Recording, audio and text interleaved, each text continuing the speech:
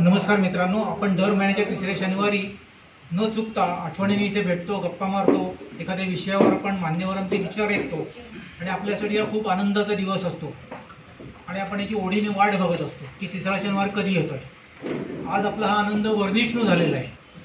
याचं कारण असं आहे की आपल्या या शाखेच्या व्यवस्थापिका यांची श्रुती वजराटकर यांची पदोन्नती झालेली आहे आणि त्यानिमित्त आपण त्यांचा सत्कार या निमित्ताने आज करणार आहोत. त्याच्यासाठी पण आज येथे जमलेले आहोत. मॅडम श्रुती वजराटकर यांनी पोद्दार कॉमर्स कॉलेजमधून शिक्षण झाल्यानंतर 2013 साली आपली बँक जॉईन केली. ते आज MM2 झाले असून आपल्यासाठी खूप आनंदाची आणि अभिमानाची गोष्ट आहे. त्यांना असेच उत्तरोत्तर प्रमोशन मिळून त्यांचा उत्कर्षाचा आलेख वाढवत राहो हीच आम्हा सर्व सभासदांना तुम्हाला शुभेच्छा आणि खूप अभिनंदन.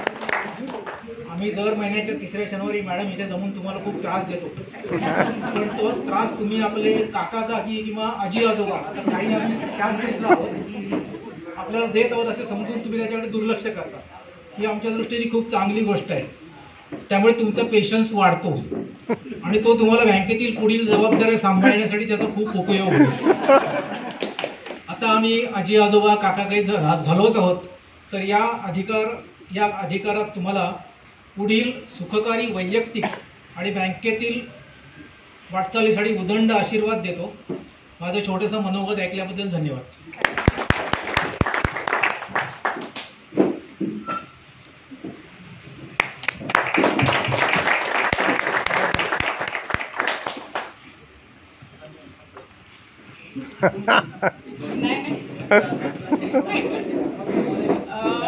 मॅडम ऍक्च्युली दावत पडत आत्ताच आलेले आहेत, त्यामुळे त्यांना 2 मिनिटं पण आम्ही बसायला दिलं नाही. पण स्टाफ आहे सगळा त्यांचा, तो नंतर जातो ना, म्हणून करत लवकर आलो.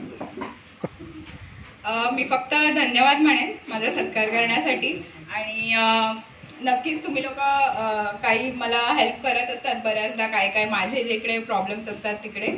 आणि सध्या मला एक अनाउन्समेंट करावीशी वाटते की एक आपलं NFO चालू होतं आहे, तर कोणालाही इंटरेस्ट असेल म्युच्युअल फंडमध्ये तर प्लीज येऊन भेटा. आपण नक्की काही ना काहीतरी इन्व्हेस्टमेंट्स करू आणि आपली ब्रांच अजून स्केल 3 होऊ दे, स्केल 4 होऊ दे असं. आणि आजचा जो आपला स्नॅक्स देणार आहोत आम्ही, तो आज मॅडमने स्पॉन्सर केलेला आहे.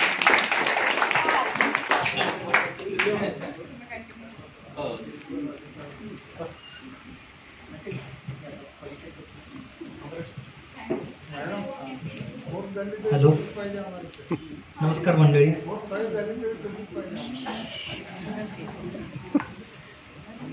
आज आपल्याकडे वक्ते म्हणून चंद्रशेखर ठाकूर आलेले आहेत. त्यांची मी थोडक्यात ओळख करून वास्तव्य घेणार नाही. ते गेली 52 वर्षे बॉम्बे स्टॉक एक्सचेंज आणि CDSL यामध्ये कार्यरत होते. मनोरंजन, साहित्य, संस्कृती, प्रबोधन यांचा आविष्कार असलेले मराठी नाटकातील सौंदर्य स्थळे, चंद्र आहे साक्षीला, स्मृतीची चाळता पाने, माझे कोकण, सावध तो सुखी असे 90 मिनिटांचे कार्यक्रम ते सादर करतात, रेग्युलर सादर करतात. आर्थिक साक्षरता प्रसार प्रबोधन करण्यासाठी त्यांनी 1800हून जास्त व्याख्याने आतापर्यंत दिलेली आहेत. 2006 साली मराठी वृत्तपत्र लेखक संघाचा अर्थवेध पुरस्कारही त्यांना मिळालेला आहे. त्याचप्रमाणे त्यांचे लोकसत्ता आणि महाराष्ट्र टाइम याच्यात नियमितपणे स्तंभलेखन चालू असते. यांचा दूरदर्शन, सह्याद्री टीव्हीवर तसेच अनेक चॅनल्सवर, त्याचप्रमाणे आकाशवाणी मुंबई, सांगली, औरंगाबाद केंद्रावरून अनेक कार्यक्रमात सहभाग असतो. सायबर गुन्हे घडू नयेत म्हणून जनतेचे प्रबोधन करण्यासाठी महाराष्ट्र पोलीस दलातर्फे विविध ठिकाणी सावध तो सुखी या स्लाइड शो सह व्याख्यानाचे 44 कार्यक्रम त्यांनी आतापर्यंत केलेले आहेत. डिजिटल म्हणजेच रोखीविना व्यवहार कसे करावेत हे सोप्या शब्दात समजावून देणारा भीमरूपी महामुद्रा हा जो कार्यक्रम आहे, असे त्यांनी 142 कार्यक्रम सादर केले आहेत. असे आपले गोखले आपले ठाकूर सर आपल्याला लाभलेले आहेत. त्यांच्याबरोबर तृप्ती सरदेसाई म्हणून पण आलेले आहेत. तर ठाकूर सरच त्यांची नंतर ओळख करून देणार आहेत त्यांच्या कार्यक्रमामध्ये. इतके करून मी आमचे प्रेसिडेंट जे आहेत गोखले सर त्यांना विनंती करतो की त्यांना पुष्पहार द्यावा. दोघांना मॅडम तुम्ही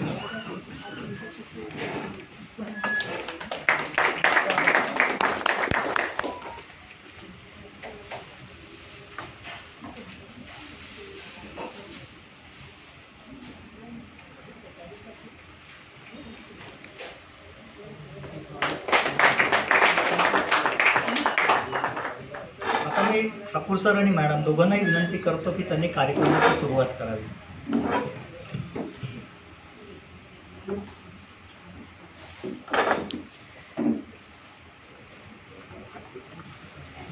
फक्त एकच मिनिट सांगतो. त्याने आता उल्लेख केला 1800 व्याख्यानं केली शेअर बाजारावरती आणि मला आनंद वाटतो की माझं 1000वं व्याख्यान दादरला राजा शिवाजी विद्यालयामध्ये स्टेट बँकेने प्रायोजित केलं होतं. अनिल भंडारी जनरल मॅनेजर आले होते आणि माझ्या आयुष्यातला आनंदाचा क्षण म्हणजे हैदराबादला तुमचं जे बंदरा हिलला ट्रेनिंग कॉलेज आहे तिथे मी पूर्णपणे 2 दिवसाचं डिमॅट ट्रेनिंग केलं होतं. भारतातनं 72 फॅकल्टी झाले होते, त्यांच्यासाठी ट्रेनिंग केलं होतं.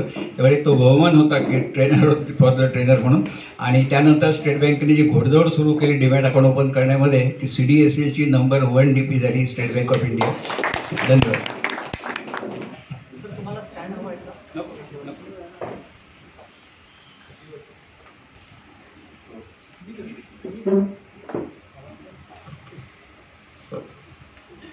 नमस्कार सर्व रसिक श्रोते. मराठी नाटकाची सौंदर्य स्थळं या 98व्या प्रयोगामध्ये मी सौ तृप्ती सरदेसाई आपलं सर्वांचं मनपूर्वक स्वागत करते. आणि आजचा कार्यक्रम सादर करण्यासाठी आम्हाला इथे निमंत्रित केल्याबद्दल श्रीयुत शेजवळकर यांचे मनापासून आभार. हा सुमारे 90 मिनिटाचा कार्यक्रम आहे आणि अतिशय छान आहे. आपल्याला मनमुराद आनंद मिळेल ह्या कार्यक्रमातनं याची मी पूर्ण ग्वाही देते. कारण तुम्ही आणि आम्ही बघितलेल्या जुन्या नाटकांवरती आधारित आठवणी जागवण्याचा असा हा आजचा कार्यक्रम आहे.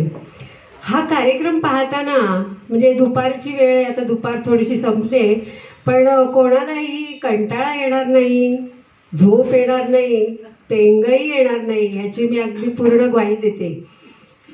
काय असतं की जेवणं उरकून घेणं आणि प्रत्येक पदार्थाची चव घेत जेवणं याच्यामध्ये जो फरक असतो तोच फरक आपण सर्व मनोरंजन म्हणून नाटक बघतो, परंतु ठाकूर सरांसारखी व्यक्ती नाटक बघताना त्या नाटकाच्या विविध अंगातील सौंदर्य स्थळांचा म्हणजे लेखन, दिग्दर्शन, नेपथ्य, प्रकाश योजना, कलाकारांचा अभिनय, अगदी एखाद्या नटाने घेतलेला पॉज याच्यातले बारकावे आणि त्याचा आस्वाद घेत नाटक बघतो.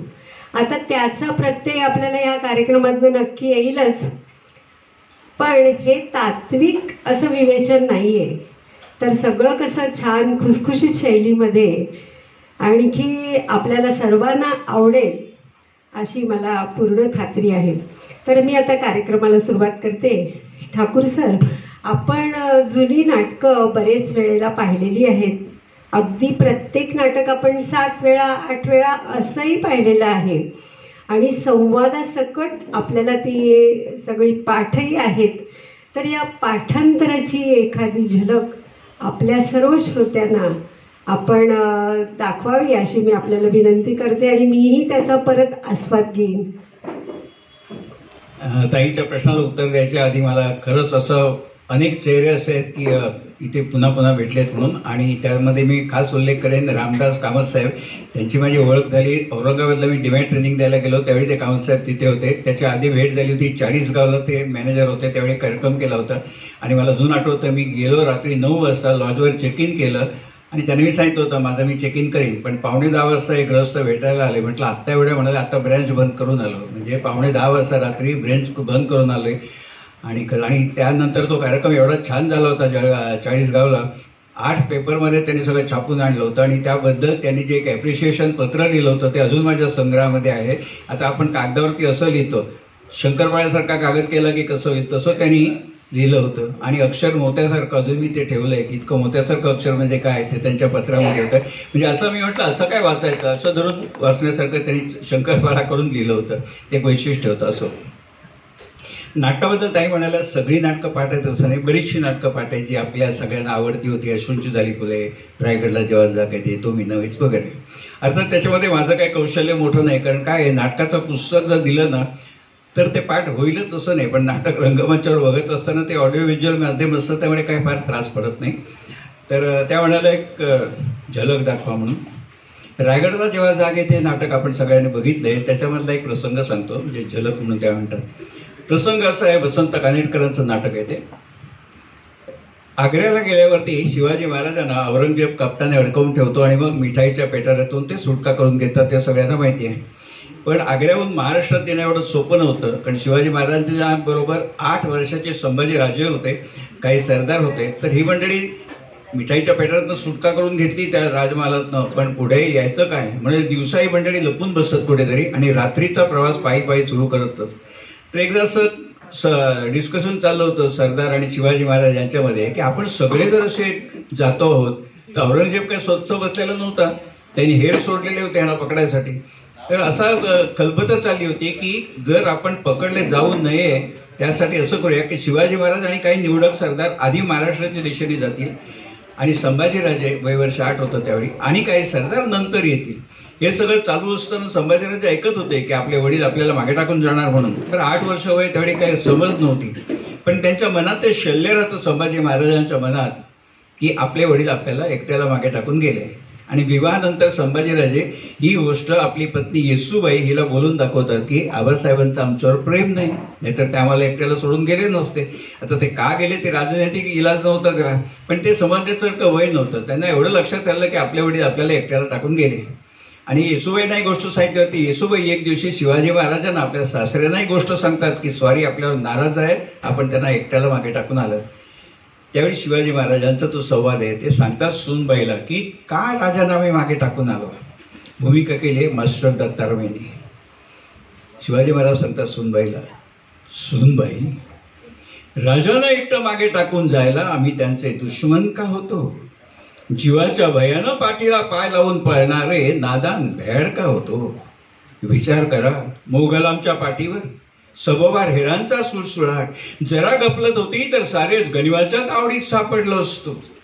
त्या रात्री राजाने आपल्या चिमुकल्या हाताने आमच्या कमरेला घट्ट मिठी मारली, पत्थराला पाजर फुटेल असा टाहो फोडला. आबासाहेब, आबासाहेब तुम्ही आम्हाला एकट्याला टाकून नाही नाव जाणार. सूनबाई ते शब्द ऐकले आणि आमच्या शिरावरचा मुकुट डळमळला, कमरेची समशेर लटपटली, पायातलं त्राण निघून गेलं. क्षणभर मेंदूत सणक आली. 8 वर्षाच्या एकुलत्या एका पोराला असं परमुलखात एकटं टाकून जाण्यापेक्षा नको तो संकल्प, नको ती प्रतिज्ञा आणि नको ते हिंदवी राज्य. पण दुसऱ्या क्षणाला आमच्या डोळ्यासमोर रायगड उभा राहिला. आमच्या शब्दाखातर रक्त सांडणाऱ्या सवंगड्यांची उद्ध्वस्त घरदार डोळ्यासमोर आली. विचार आला, आमची एकट्याची जान खतऱ्यात असती तर मामला वेगळा होता. पण चिमुकले राजे, दौलतीचे वारस, ते जर औरंगजेबाच्या तावडीत सापडले तर दौलतीचा समूळ उच्छेद होईल. म्हणून केवळ राजाला वाचवण्यासाठी आम्ही आमचं मन मारलं, उसनं अवसान आणलं आणि कमरे भोवतीची त्या चिमुकल्या हातांची मिठी कठोरपणे सोडवली. त्या रात्री राजाला एकटं मागे टाकून मोठ्या निर्धारानं रातोरात आम्ही यमुना पार झालो. आमच्या बरोबरच्या सरदाराने आमच्या मुद्रेवर फक्त निर्धारच पाहिला, पण सूनबाई आमच्यातल्या तडफडणाऱ्या पित्याचे अश्रू पाहिले फक्त यमुना माईनं, फक्त यमुना माई.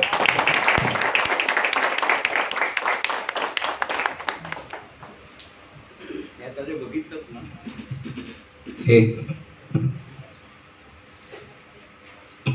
हा संवाद म्हटल्यावरती मास्टर दत्तरावांच्या डोळ्यामध्ये खरोखरच अश्रू येत असत आणि ते आलेले अश्रू ते अशा प्रकारे पुसत असत. आपण सामान्य मनुष्य कसे, मी सौंदर्य स्थळ का म्हणतो, सामान्य मनुष्य कसे अश्रू पुसेल, आणि तो राजा आहे हो, राजाच्या प्रत्येक गोष्टीमध्ये राजेपणा नजाकत दिसली पाहिजे असं ते पुसत असत आणि ते लोकांच्या लक्षात येत नसे. आता तुम्ही टाळ्या वाजवल्या, त्या टाळ्या माझ्यासाठी नव्हत्या, कानेटकरांसाठी आहेत, दत्तरावांसाठी आहे, ती गोष्ट वेगळी, मी फक्त प्रतिनिधित्व करतोय.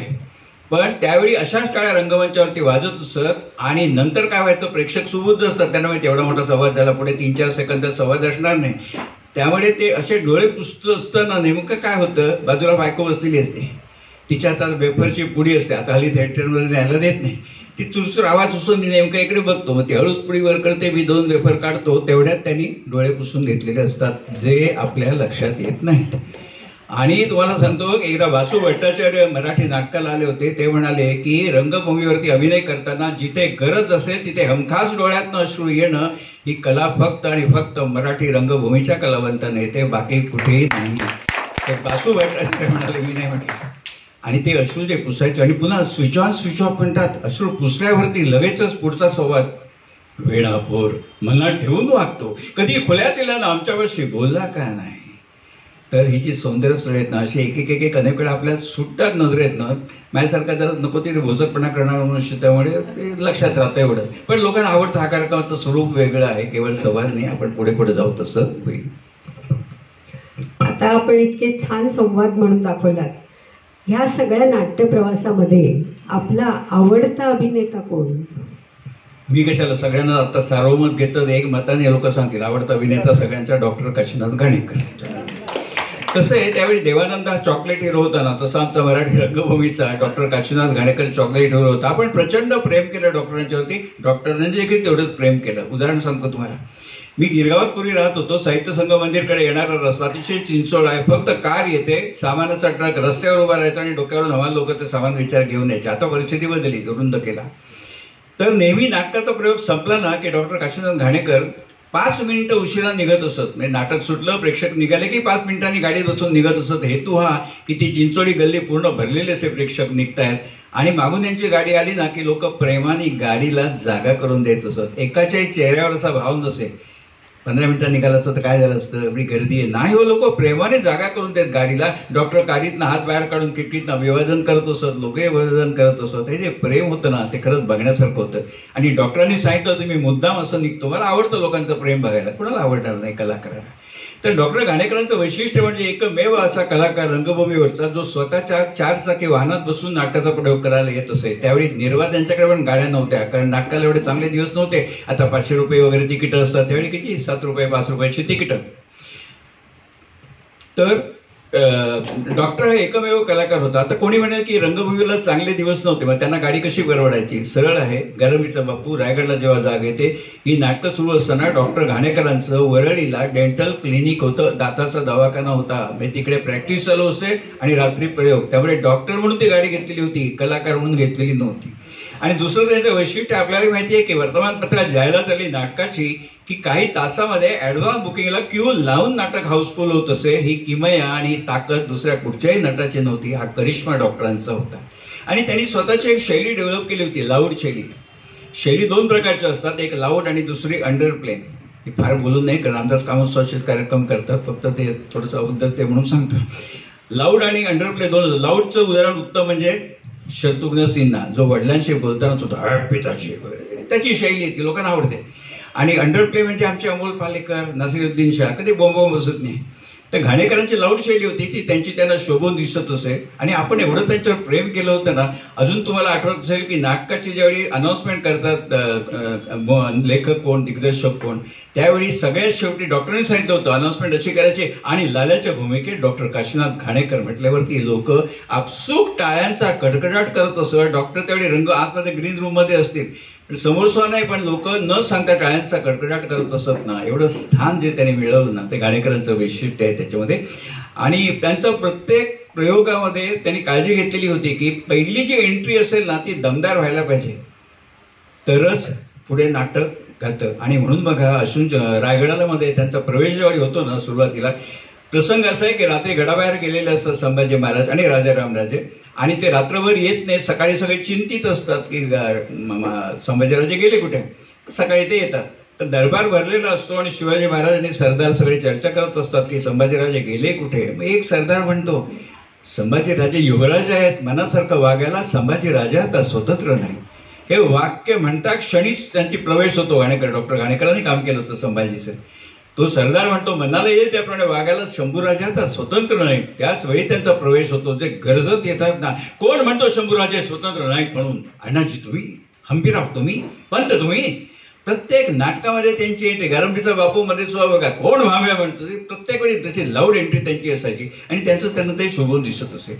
तर असे आमचे डॉक्टर घाणेकर. आणि त्याबरोबर मी आणखी एक नाव घेईन, ते म्हणजे प्रभाकर पणशीकर.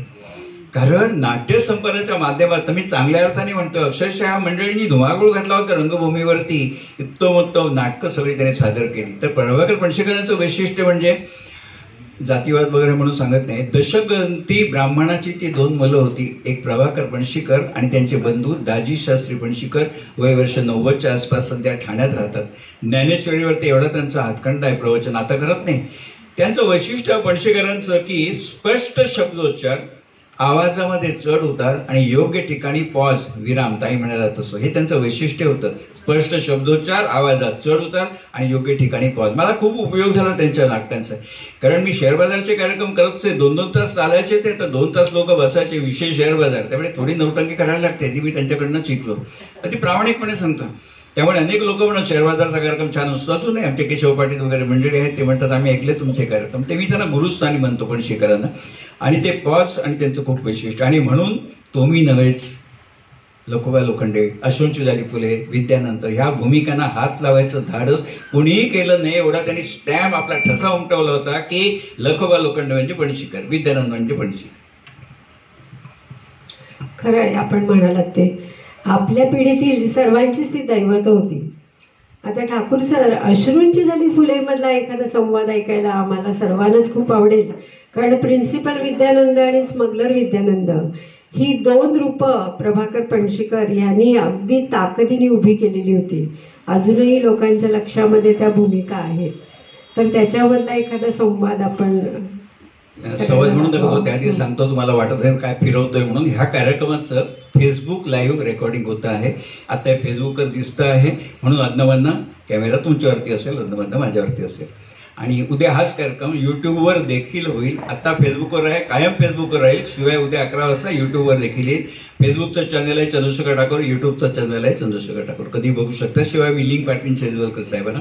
हेतू असा आहे की लक्षात राहतं, मला सुद्धा आणखी 25 वर्षांनी कळेल आपण स्टेट बँकेत कार्यक्रम केला होता, कोण कोण चेहरे होते वगैरे. आणि याला काही खर्च काय नाही, तुम्ही स्वतः करताय, रेकॉर्डिंग चांगलं आहे, विनामूल्य सगळं होत असतं असं. तर अश्रूंची झाली फुलेमध्ये 2 त्यांच्या भूमिका होत्या. म्हणजे पूर्वार्धामध्ये ते दाखवले होते की प्रिन्सिपल विद्यानंद आणि उत्तरार्धामध्ये स्मगलर विद्यानंद, दोन्ही भूमिका त्यांनी ताकदीने केल्या होत्या पणशीकरांनी. तर सुरुवातीला काय होतं, ते प्रिन्सिपल म्हणून प्रामाणिक असतात, पण संस्थाचालक बदमाश असल्यामुळे त्यांच्यावरती ते आळ आणून त्यांना तुरुंगावारी घडवतात. ते तुरुंगात गेले, त्यांनी काही गुन्हा केलेला नसतो, पण अशा प्रकारे खोट्या कागदावर त्यांची सही घेतलेली असते आणि आंधळेपणाने सही केलेली असते आणि ते तुरुंगात जातात. तर तुरुंगात गेल्यावर त्यांची पत्नी डॉक्टर असते सुमित्रा, ती भेटायला जाते. ती म्हणते आपण अपील करूया, तुमच्यावर अन्याय झालाय, तुम्ही काही गुन्हा केला नाही तरी तुम्हाला तुरुंगवास झालाय, आपण हायकोर्टात अपील करू आणि मला खात्री आहे हायकोर्टामध्ये तुम्ही निर्दोष सुटाल आणि मी सन्मानाने तुम्हाला घरी घेऊन जाईन. त्यावर विद्यानंद म्हणतात मला अपील करायचं नाही, सुटका करून घ्यायची नाही आणि घरी पण जायचं नाही, मी शिक्षा भोगेन. त्यावर पत्नी म्हणते का, पण तुम्ही गुन्हा काही केला नाही, मग का शिक्षा भोगायची? ते म्हणतात ह्या भेकड लोकांच्या जगात मला परत जायचं नाही, कारण मी निर्दोष आहे माहिती आहे, पण माझ्या बाजूनी साक्ष द्यायची कोणची हिंमत झाली नाही, कारण संस्थाचालक दहशतवादी होते, त्यामुळे माझ्या बाजूनी साक्ष द्यायची हिंमत झाली नाही कोणची, त्यामुळे अशा भेकड लोकांच्या जगात मला जायचं नाही परत. त्यावर पत्नी सांगते की ठीक आहे, तुम्हाला त्या लोकांच्यात जर परत जायचं नसेल तर सुटका झाल्यावर आपण दुसऱ्या एखाद्या गावात स्थायिक होऊ जिथे आपल्याला कोणी ओळखत नाही, मग काय तर मला अडचण आहे. त्यावर ते म्हणतात पत्नीला, वेडी आहेस सुमित्रा, वेडी आहेस, जगाच्या पाठीवर तुम्हाला कुठे घेऊन गेलीस तरी सूर्य तोच, माणसं तीच, बीज तेच, वृक्षही तेच, माती तीच, पाणी तेच. या मातीतच कीड माजलीये, या पाण्यातच विखार फोफवलाय सुमित्रा, परत जा.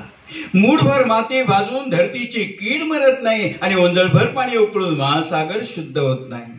अखेर या ओंजळभर पाण्यात गुदमरून मरणार आहेत दुनियेतले सगळे विद्यानंद आणि या विषारी मातीत फोफावणार आहेत फक्त धर्माप्पा, सुमित्रा, परत जा. माणसांनी बनवलेल्या दुनियेचा हाच न्याय आहे, तो कोणीही बदलू शकत नाही. सुमित्रा, परत जा. खूप सुंदर संवाद सर. आपल्या मराठी रंगभूमीला खूप उज्ज्वल परंपरा आहे.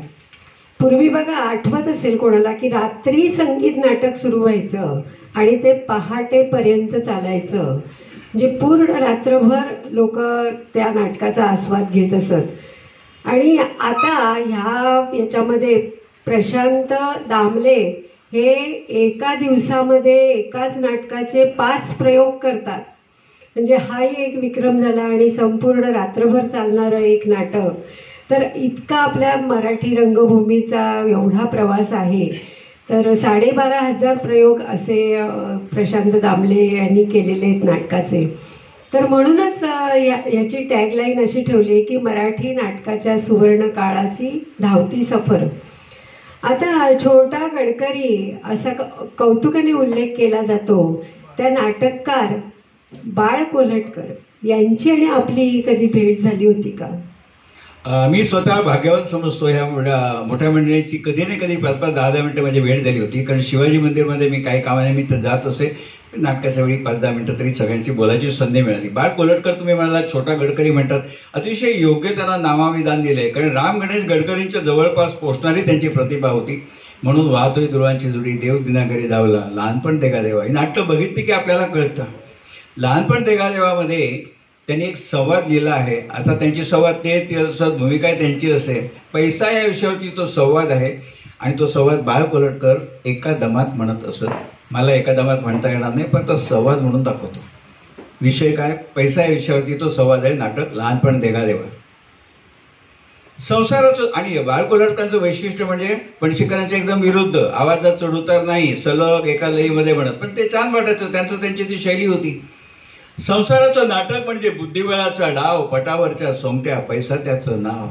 माणसाकडे पैसा जास्त झाला की माणूस श्रीमंत होतो, श्रीमंत झाला की पैसा लपवतो.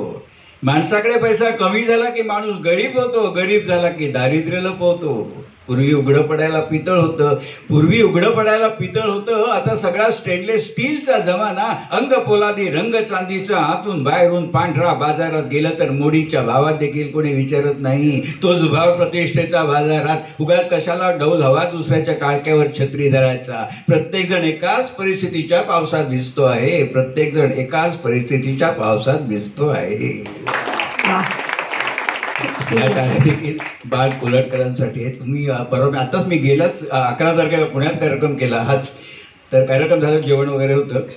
तो कार्यक्रम माझ्या कार्यक्रमापेक्षा चांगला होता, कारण छान जेवण होतं. तर एका गृहस्थाने विचारलं, तुम्ही सांगता एका दमात हे म्हणत असत, हे कसं काय शक्य आहे? म्हटलं ते एका दमात म्हणत नसत. हा संवाद म्हणताना बाळ कोल्हटकर श्वास घेत असत, पण ते कुठे श्वास घेतात ते आम्हाला कळू देत नसत. हे कसं त्यांचं होतं, ते वैशिष्ट्य होतं. त्यामुळे मी जबाबदारीने सांगतो, आपण ब्रेथलेस ज्याला म्हणतो ना, ब्रेथलेसचा जनक शंकर महादेव नाही, ब्रेथलेसचा जनक बाळ कोल्हटकर. पण त्यावेळी व्हॉट्सअप नव्हतं, इंटरनेट नव्हतं, त्यामुळे लोकांपर्यंत ते पोचलं नव्हतं. पण श्वास घेतात. आणि मला संगीतात तर काय कळत नाही, माणसं म्हणतात आशाताई, लताताई, हे जे गाणं म्हणतात ना, श्वास घेतात, पण कुठे घेतात आपल्याला कळत नाही. पण ते त्यांचं कसं बसतं, तसं ते बाळ कोल्हटकरांचं कसं होतं. नक्कीच. आता शेअर बाजारावरती आपण 1600 पेक्षा जास्त व्याख्यानं दिलीत. त्याच्यामुळे चंद्रशेखर ठाकूर हे नाव ऐकलं की लोक म्हणतात शेअर बाजाराचा माणूस आहे, अशी आपली आजवर ओळख होती. म्हणजे पण एकाएकी ते सर्व सोडून मनोरंजन क्षेत्राकडे वळावं असं आपल्याला का बरं वाटलं? ते आता म्हणालं ना की शेअर बाजाराची ओळख, शेअर बाजाराचं म्हणून खरं तुम्हाला सांगतो, देवाशोबत खरं सांगेन, आजचा 98वा कार्यक्रम आहे. मला भयंकर त्रास झाला हा कार्यक्रम लॉन्च करायला.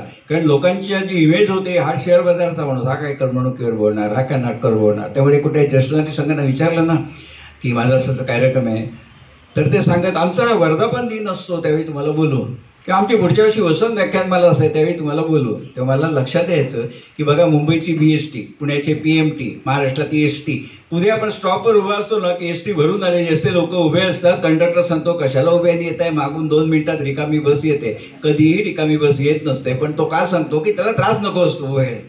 तसं मला ज्यावेळी सांगत आमच्या व्याख्यानमालेला बोलू, वर्धापन दिनाला बोलू, त्यावेळी कळायचं मला मागणं रिकामी बस येते म्हणून. आता तसं झालं नाही. आता या कार्यक्रमाला वसंत व्याख्यानमालेमध्ये बोलवतात सगळीकडे. तर इकडे का वळलो काय माहितीये का, मला क्षणभर असं म्हणत, मी 52 वर्ष तिकडे काम केलं. 2020 पर्यंत व्याख्यानं देतो, 1820 व्याख्यानं झाली. मी थांबलो कारण लॉकडाऊन सुरू झाला. मला तर इष्टापत्ती होती, कारण माझं कामच होतं व्याख्यान देणं, जे लॉकडाऊनमध्ये बंद पडलं. मग म्हटलं आपण असं काहीतरी सुरू करूया. मनात होतं, सुरुवातीला जरा त्रास पडला, पण आता ते बरं. त्यामुळे आता गेल्या 4 वर्षात मी एकदाही शेअर बाजारचा कार्यक्रम केला नाही, ह्याच्या पुढे करणार पण नाही, कारण ह्याच्यामध्ये मला मन रमतं म्हणून. तर अनेक वेळा काय मनात येतं माहिती आहे, मी म्हटलं तर doctor Lagu, doctor Kashinath Ghanekar, doctor Girish Oak, doctor Nilesh Sable, ही मंडळी आपला वैद्यकीय व्यवसाय सोडून या क्षेत्रात आली. तर पण आपण एकदा करून बघावं ना प्रयोग काय बरोबर, छान विचार केलात आपण. त्यामुळे लोकांना पण इतका छान कार्यक्रम ऐकायला मिळतो, बघायला मिळतो. आता तो भी नव्हेस हे आचार्य अत्रे यांचं नाटक तर तुम्ही अनेक वेळा पाहिलं असेलच. या नाटकामध्ये एक नाही तर अनेक सौंदर्य स्थळं आहेत असं मला वाटतं. तर तुमचं या बाबतीतलं काय मत? 100% मी सहमत आहे. या नाटकामध्ये अनेक सौंदर्य स्थळ आहेत. त्यामध्ये सगळ्यात महत्वाचं सौंदर्य स्थळ म्हणजे फिरता रंगमंच ही संकल्पना संपूर्ण भारतामध्ये जर कुठे आली असेल तर महाराष्ट्राच्या मराठी रंगभूमीवरती आली, आणि ती तुम्ही नव्हेच या नाटकाद्वारे आली. आचार्य अत्रेंनी तुम्ही नव्हेच हे नाटक लिहिलं, तालमी सुरू झाल्याने लक्षात आलं की बराबर प्रसंग प्रवेश बदलतायत, एवढ्या बराबर नेपथ्य कसं काय बदलणार. त्यामुळे नाटकाचा प्रयोग लागायला खीळ पडली होती. मग कोणीतरी सांगितलं, प्रभाकर पणशीकरांच्या होती जबाबदारी होती ती रांगणेकरांनी टाकलेली, तर कोणतरी पणशीकरांना सांगितलं तुम्ही कोल्हापूरला जा आणि तिथे महात्मा मेस्त्री म्हणून आहेत, त्यांना भेटा, ते काहीतरी तोडगा सांगतील याच्यावरती. त्यावेळी कोल्हापूरला महादेवराव शेळके या नावाचे ग्रस्त, त्यांचा वर्कशॉप होता. महादेवराव शेळके, त्यांना प्रेमाने लोक महात्मा मेस्त्री म्हणायचे. तर महादेवराव शेळकेनं जाऊन भेटले प्रभाकर पणशीकर आणि त्यांनी सांगितलं आमचं असं अडचण आहे की प्रवेश बरोबर बदलत आहेत, नेपथ्य कसं बदलणार, काय करता येईल. ते महात्मा मिस्त्री म्हणाले ना की पणशीकर मास्तर तुम्ही उद्या सकाळी या, बघतो काय सुचलं तर रात्रीमध्ये. ठीक आहे म्हणे पणशीकर, मला येतो मी उद्या. आणि त्यांचा वर्कशॉप जो होता ना महात्मा मिस्त्रींचा, तिथे अनेक अशा गोष्टी पडलेल्या होत्या. तर तिथे एक बैलगाडीचं चाक पडलेलं होतं. डोळ्यासमोर आता बैलगाडी दिसत नाही, पण बैलगाडीचं चाक लाकडी असतं आणि त्या चाकाच्या बाहेर लोखंडीची पट्टी पूर्ण धाव लावलेली असते, कारण ते झिजू नये म्हणून. कल्पना करा, त्या काळामध्ये 50 वर्षापूर्वी मशिनरी वगैरे अशा फार नव्हत्या, त्यामुळे लोखंडी पट्टी बरोबर त्या गोल आकाराची करायची, ती भट्टीमध्ये भाजून लाल लाल करायची आणि त्या चाकावर चढवायची, एवढं कठीण काम होतं. तर त्यासाठी ते चाक पडलेलं होतं तिथे. वाजवत सुद्धा जाता चाक बघितलं त्यानं एकदम स्ट्राईक झालं. ते पणशीकरांना म्हणाले मास्तर तुमचं काम झालं, म्हणा ना तुम्हाला गाडीचं चाक पाहिजे म्हणा ना. पणशीकरांना काही कळलं नाही, मला गाडीचं चाक पाहिजे असंच म्हणा ना. त्यावेळी त्यांच्या डोक्यात त्याला महात्मा मेस्त्रींच्या, त्यांनी काय केलं, 20 फूट व्यासाची 4 इंच लाकडी फळी बनवली गोल अशी, त्याचे 3 भाग केले. 1/3 भागामध्ये आता जे दृश्य चाललंय त्याचं नेपथ्य, मागच्या 2ऱ्या आणि 3ऱ्या भागामध्ये पुढच्या 2ऱ्या आणि 3ऱ्या प्रवेशाचं नेपथ्य त्याच वेळी लावलं जात असे. पण मला उत्सुकता होती की हे जर नेपथ्य लावतायत, प्रवेश चालू आहे, मग आपल्याला आवाज कसा येत नाही, म्हणून एकदा कुतूहल म्हणून मी मागे जाऊन बघितलं. ही म्हणजे काय करत माहितीये का, आता खिळे बिळे ठोकायचे असतात, ती खिळ्यावरती नॅपकिनची चौघडी करून ठेवत असत आणि मग हातोडी मारत असत, कारण तो आवाज येऊ नये म्हणून. किती काळजी घे, हे सौंदर्य येतो खरं सगळी, अनेक लोकांच्या मनात येत नसे. तर तो जो फिरता रंगमंच तो या नाटकाच्या द्वारे आला. आणि आचार्य त्यांनी एवढं छान लिहून ठेवले ना नाटक तुम्ही नव्हेच, त्याला पुरेपूर न्याय दिलाय प्रभाकर पणशीकरांनी. 5 वेगवेगळ्या भूमिका, एकासारखी एक नाही, आवाजामध्ये बदल, सगळं गेटअपमध्ये बदल, रंगभूषात वेशभूषा आहेच. तर त्यामुळे ते एक चमत्कार होता तो. आणि संपूर्ण नाटक जे आचार्य अत्रेंनी आपल्या पुस्तकात लिहिलंय की हे नाटक लिहिताना मला माझ्या वकिली ज्ञानाचा उपयोग झाला. आचार्य अत्रे LLB होते, त्यांनी लिहिलं माझ्या वकिली ज्ञानाचा मला उपयोग झाला नाटक लिहिताना. आणि आपल्याला ते पदोपदी जाणवतं. उदाहरण सांगतो, त्यामध्ये एक अग्निहोत्री म्हणून पात्र आहे बघा.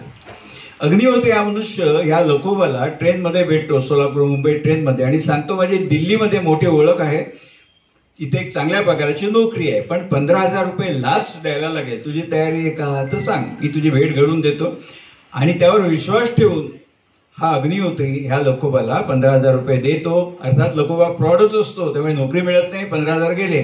तर तो अग्निहोत्री सरकार पक्षाचा साक्षीदार म्हणून कोर्टात साक्ष देतो की ह्या माणसांनी मला 15,000ला गंडा घातला. आता ह्या टॉमिनोवेसमध्ये दाखवलंय लोकोबा लोखंडेचा बचाव काय असतो. मी गुन्हेगार नाही, मी काही गुन्हा केला नाही, पोलिसांनी मला गफलतीने पकडलं, मी निपाणीचा तंबाखूचा व्यापारी आहे म्हणून. ते खरं नसतं, पण हाच त्याचा बचाव असतो आणि त्यांनी वकील दिलेला नसतो. लोकोबानी आपली केस आपण लढवतो.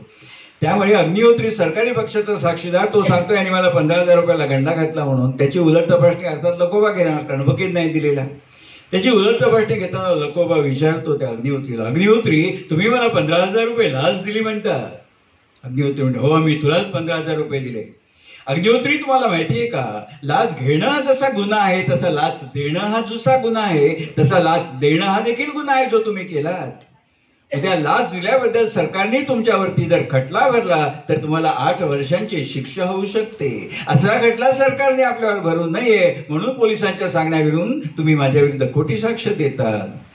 त्यावर न्यायाधीश 3ऱ्या अंकामध्ये निकालपत्रामध्ये म्हणतात, आरोपीचा जो बचाव आहे, मी अडाणी आहे, जर तो अडाणी आहे तर त्याला कायद्याचं कलम कसं माहिती की लाच घेणं जसा गुन्हा आहे तसा लाच देणं देखील गुन्हा आहे म्हणून.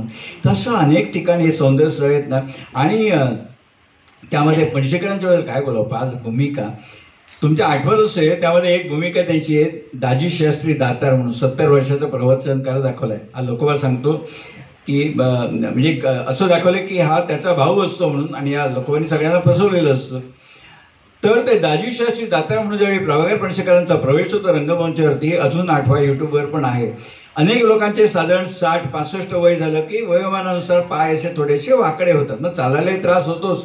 ते त्यांचा जो प्रवेश आहे ना दाजी शास्त्री दातार म्हणून पणशीकरांचा, ते प्रवेश करता करताच पूर्णपणे, त्यावेळी त्याचं वय 45 होतं, पाय वाकडे नव्हते, पण मुद्दाम कल्पना करा, घरी झालं करून बघा, पाय असे करायचे फेंगडे आणि त्या स्थितीत 22 मिनिटं रंगमंचावर वावरायचं, नॉट अ जोक.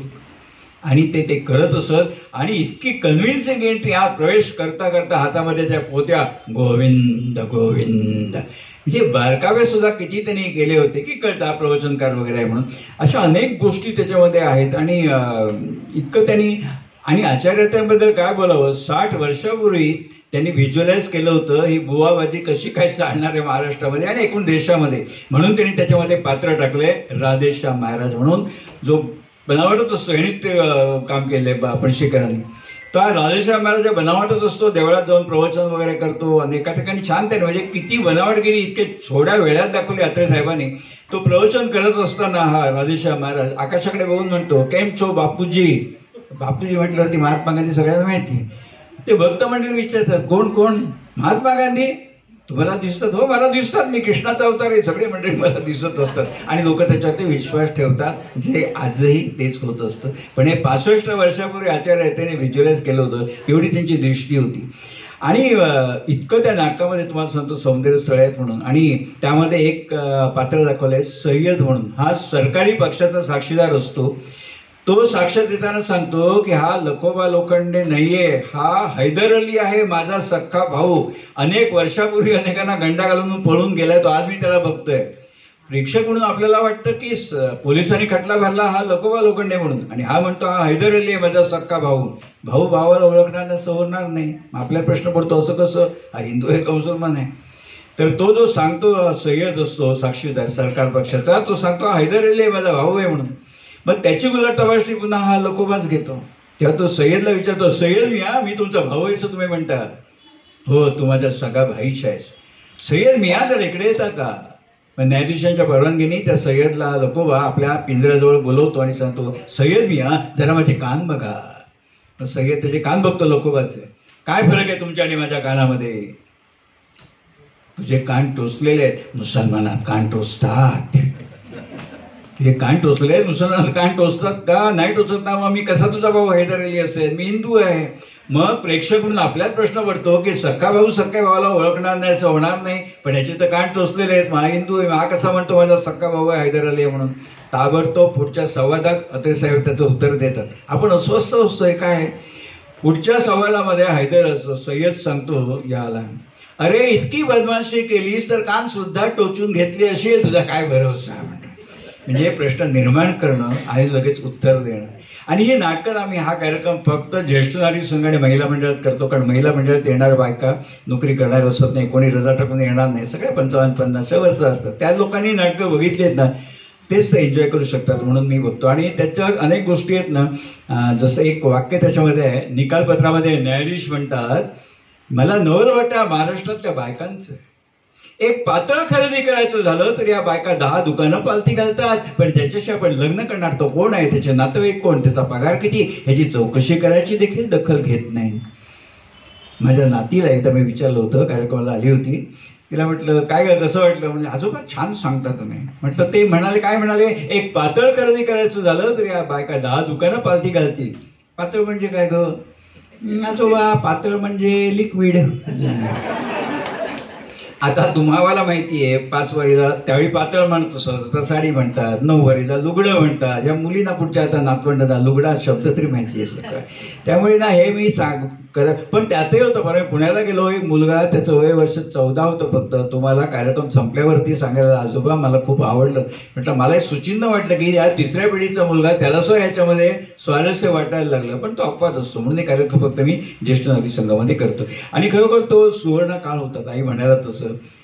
दिवाजवळ शरीरात नाटक तुम्हाला आठवत असेल, मधुसूदन कालेलकर. एक एक वाक्य आठवली ना तरी आपल्याला असं म्हणजे अंगावरती रोमांच उभा राहतो. त्यामध्ये असा प्रसंग आहे, दिवाजवळ शरीरात मध्ये तरुण तरुणी आहेत, नवरा बायको. घरामध्ये एक आराम खुर्ची असते, ती बायको सांगते आराम खुर्ची फेकून द्या. तरुण सांगतो नायक नाही, आराम खुर्ची फेकायची नाही, माझ्या वडिलांची येते, माझे वडील त्याच्यावर बसायचे, त्यांची आठवण येते, आराम खुर्ची घरातच राहणार. त्यावरून त्यांचं नेहमी असं वाद होत असत. ते एक दिवशी बायको वैतागते, म्हणते इतके दिवस सांगते तुम्ही ऐकत नाही, मी नेऊन ती खुर्ची खाली टाकते, म्युन्सिपालिटीची खाली घेऊन जाईल. जुन्या पुराण्या गोष्टी हव्यात कशाला घरात? तिला काही सासऱ्याचं कौतुक असत नाही, मुलाला असतं, पण ती म्हणते जुन्या पुराण्या गोष्टी हव्याच कशाला घरात, असं ती म्हणते. वेळी नेमके ह्या गेलेले सासरे असतात, त्यांचा मित्र गुप्ते काका म्हणून शरद तळवळकरांनी ती भूमिका केली. नेमकी त्यांच्या कानावर तो संवाद पडतो, जुन्या पुराण्या गोष्टी हव्यात कशाला घरात. त्यावेळी शरद तळवळकरांचा प्रवेश होतो. त्या म्हणतात, शरद तळवळकर म्हणतात, सूनबाई, लुगडं जुनं झालं तरी ते टाकून न देता त्याची गोदडी करून वापरणाऱ्या बायका या महाराष्ट्रात आहेत अजून. म्हणजे आपल्या डोळ्यासमोर त्यावेळेची संस्कृती लक्षात आहे. आता पण गोदडीचं कौतुक नाही हो, आता सगळ्या रेडीमेड सगळ्या सेटिंगच्या मिळतात, पण ते आपल्या डोळ्यासमोर उभं राहतं खरं. आणि ही सुवर्ण स्थळ नातवांचा तो नाटकाचा कार्यक्रम आहे म्हणून नाटकाबद्दल सांगतो. सगळीकडे असतात, आपण कदाचित टिपण्यामध्ये कमी पडत असो. तुम्हाला आठवण सांगतो, 45 वर्षापूर्वी मी लोणावळ्याला भुशी डॅम सहलीला गेलो होतो सचिन ट्रॅव्हल बरोबर. आता सचिन ट्रॅव्हल बंद झालं. त्यावेळी त्यांनी 3 बसेस नेऊन प्रवासी आम्ही गेलो होतो. आणि त्यांनी बरोबर कोणाला घेतलं होतं, यशवंत देव आणि करुणादेव, कारण मनोरंजन करायला. 3 बसमधून प्रवासी होते. जेवण झाल्यावरती 1.5 तास त्यांनी यशवंत देवांना दिला होता आणि 1.5 तास यशवंत देव बोलत होते. आम्ही सगळे मंत्रमुग्ध झाल्यासारखे ऐकत होतो. माझ्यासारख्या माणसाला संगीताचं काय ते राग लोक काही कानामात्र कळत नाही, पण ते जे बोलत होते सगळ्यांना ऐकत आवडत होतं. त्यावेळी यशवंत देवांनी इतकं छान उदाहरण सांगितलं. म्हणाले, एक बहिणाबाईंची उभी आपल्याला माहिती आहे, खोप्यामध्ये खोपा. त्या खोप्यामध्ये खोपा सुगरणीचं चांगलाच आहे. 4 कडवी आहे, 4 पैकी 3 कडव्यांची ओळची शेवटच्या ओळीची चाल सारखीच आहे. देखा पिलासाठी 3 झोका झाडाले टांगला. 4थ्या कडव्यामध्ये ही ओळ उत्तराखंडकडे वेगळी म्हणतात. देखा पिलासाठी 3 झोका झाडाले टांगला. हे सौंदर्यस्थळ मी सांगत नाही, यशवंत देवांनी सांगितलंय. आणि इतकं ते देवान सांगतो, मंत्रमुग्धतर सारखे मी ऐकत होतो. ते म्हणाले, उत्तम संगीत कधी बनतं, उत्तम संगीत कधी बनतं, सुरांनी शब्दावर आक्रमण करू नये आणि शब्दांचं ओझं सुरांना जाणवू नये. हा समतोल जिथे साधला जातो तिथे उत्तम संगीत बनतं. अनेक ठिकाणी ज्येष्ठ नागरिक सांगतात, तर परत एकदा सांगा, परत ऐकण्यासारखंच वाक्य आहे. सुरांनी शब्दावर आक्रमण करू नये आणि शब्दांचं ओझं सुरांना जाणवू नये, हा समतोल साधला जातो. तिथे उत्तम संगीत बनतं. पुन्हा त्यांनी लगेच उदाहरण सांगितलं, हे निकष पार करणारं गाणं. अरे देवा तुझी मुले अशी कारे फांडतात, कुणी एकत्र नांदती, कुणी दूर दहात. त्यामुळे हे सांगितलं की ही सगळी खरं सौंदर्य सगळीकडे असतो. आपण टिपण्यात कमी पडतो. आता ताई ते म्हणाले मी परिचय करून देईन बोलताना म्हणून, त्यांना परिचय करून दिलेला आवडत नाही, पण कार्यक्रमाचा तो भाग असतो. या ताई शिक्षिका होत्या, मला वाटतं 38 वर्ष नोकरी केली, संगीत विशारद आहेत. त्यांचे गाण्याचे कार्यक्रम असतात, गीततृप्ती नावाचे, त्याचे 54 प्रयोग झाले. परवा 50वा प्रयोग रेलनगर हॉलमध्ये झाला. इतकी गर्दी झाली, बाहेर लोक उभी होती, पण हॉलवाले चांगले होते, त्यांनी बाहेर सुद्धा लोकांना खुर्च्या टाकून दिल्या, एक्स्ट्रा स्पीकर लावला. आणि त्या शाळेत असताना कुमार कला केंद्राच्या स्पर्धामध्ये त्यांनी शाळेच्या मुलांना बक्षिसं मिळवून दिली. तुझं आहे तुझं पाशी नाटक पुलंचं, त्याच्यामध्ये उषाची भूमिका त्या करत होत्या. उत्तम लेखिका आहेत, उत्तम कवयित्री आहेत. त्यांच्या 450हून अधिक कविता प्रसिद्ध झाल्या आणि 242 सन्मानपत्र पुरस्कार आज घडल्या. घरात बघितलं मी इंटरव्ह्यू, 242 आणि परत 243 मिळालं कुठच्या तरी पुण्याच्या संस्थेतर्फे. तर अशा त्या आहेत. त्यामुळे आणि दुसरे घरगुती सांगायचं तुम्हाला म्हणजे सौंदर्य सगळीकडेच असतात. त्यांचा नातू 2 वर्षाचा होता. त्याचा मुलगा नोकरी करतो, सून नोकरी करते. सून IT मध्ये आहे. तर एकदा सुनेला ITच्या ऑफिसमध्ये सांगितलं की तुला मी 6 महिने परदेशात पाठवणार, ऑस्ट्रेलियाला, नोकरीच्या निमित्ताने. तू जाशील का? सुनेनी लगेच तर मी जाऊ शकत नाही, माझा मुलगा 2 वर्षाचा आहे, त्याला घेऊनही जाऊ शकत नाही, ठेवूनही जाऊ शकत नाही, मला नाही जमणार. मग घरी आल्यावरती सूनबाईंनी सांगितलं आहे ना, आज मला ऑफिसमध्ये विचारलं होतं, मी नाही म्हणून सांगितलं. त्या सुनबाईला सांगतात वेडी आहेस का, एक तर बाहेर जायचा चान्स मिळत नाही, तुला ऑफिसतर्फे मिळतोय, नाही म्हणून का सांगतात. म्हणजे कशी जाऊ, 2 वर्षाचा मुलगा आहे नातू तुमचा, कशी जाऊ ठेवून. त्या म्हणाल्या मी सांभाळीन, तू आधी ऑफिसला फोन कर की मी तयार आहे म्हणून, मी सांभाळीन म्हणून. आणि मग सुनेनी फोन केला मी तयार आहे. मग ऑफिसने 6 महिन्याच्या ऐवजी 8 महिने सुनेला तिकडे पोस्टिंग दिलं ऑस्ट्रेलियामध्ये. आणि या 8 महिन्यामध्ये 2 वर्षाचा नातू या आजीने इतका छान सांभाळला, काही तक्रार नाही. आता अनेक वेळा काय होतं, सगळं चांगलं, मुलगा पण शाळा नातू होतं, काही आई कधी केलं नाही. पण अनेक वेळा काय होतं, शेजाऱ्यांना जास्त उगीच नाही डिवचायचं असते. ते कोण शेजारी आले की बाळाची आई कुठे गेली, आता गरज आहे का मला सांगा, माहिती आहे ना ती ऑस्ट्रेलियाला गेली, बाळाची आई कुठे गेली. आता एखादं मुलं रडलंच ना, आजी मला आई पाहिजे, आईकडे पोचव, काय नाही, बाळाची आई कुठे गेली म्हटल्यावरती तो पोरगा सांगायचा ऑस्ट्रेलियाला गेली. कशाला गेली, कांगारू आणायला गेली, कारण हिने त्याला अंकलिपीतला कांगारू दाखवला होता, ऑस्ट्रेलियात मिळतो, आई येताना घेऊन येईल. त्या ह्याच्यावर तो विचारा कोणी आई कशाला गेली, कांगारू आणायला गेली. आणि 2 वर्षामध्ये काही त्या मुलाने त्रास दिला नाही. काय प्रेम करावं आणि करून घ्यावं. त्यावेळी जेव्हा आपल्याला कधी ठेच लागते त्यावेळी आपण तोंडातनं काय शब्द बाहेर पडतो, आई ग, तो पोरगा म्हणायचं आजी ग. खरं हे वस्तू तो परवा माझ्या 50व्या कार्यक्रमाला आला होता, प्रेक्षकांनी आम्हाला बघायचं, म्हटलं गो आता तो 10वीत आहे तो आता. पण प्रेम करा. मी आमचे TV मालिका निर्माते आहेत, त्यांना मी एकदा म्हटलं हो या सगळ्या मालिकामध्ये तुम्ही टाकता सासू सुनेला छळते, नणंद भावजेला छळते, हे दाखवा ना. अशा गोष्टी चांगल्या घडतात, लोकांना चांगलं देखील ऐकायला आवडत असतं, हे दाखवा तुम्ही, सारखं कशाला वाईट दाखवता. तर ते मला म्हणाले ठाकूर तुम्हाला माहिती आहे ना, इथे माहेरची साडीच जास्त चालतो 100 आठवडे म्हणाले. मी लोकांना रडायला तेच आवडतं, त्रास द्यायला, आम्ही तरी काय करणार. असो, पुढे जाऊया आपण. आणि फक्त एकच सांगायचं आणखी, त्या केवळ चांगल्या गायिका आहेत असं नव्हे, माणूस म्हणून सुद्धा त्या अतिशय चांगल्या आहेत. परवा मी माहीमला महिला मंडळात कार्यक्रम होता, दोन्ही माईक एकाएकी बंद पडले, पण पोडियमचा माईक चालू होता. त्या काही नाही उठल्या, पोडियमवर गेल्या, तिथनं 2 गाणी उभी राहून म्हटली. गायक मंडळी जरा काही ना झालं की ते मूड जातो त्यांचा, चिडतात, ते काही नाही, 2 गाणी तिथनं म्हटली, पुन्हा माईक सुरू झाले, पुन्हा आले. मग कार्यक्रम झाल्यावर आयुषिका बाई म्हणाल्या सॉरी म्हणाले, तुम्हाला जरा त्रास झाला माईक. त्यामुळे काय होतं त्याच्यामध्ये एवढं सॉरी काय म्हणता, माणूस नाही का आजारी पडत, यंत्र येते ते आजारी पडलं, झालं ना दुरुस्त, काय नाही त्याच्यामध्ये. पण त्या एका वाक्याने त्यांनी सभा जिंकली सगळी.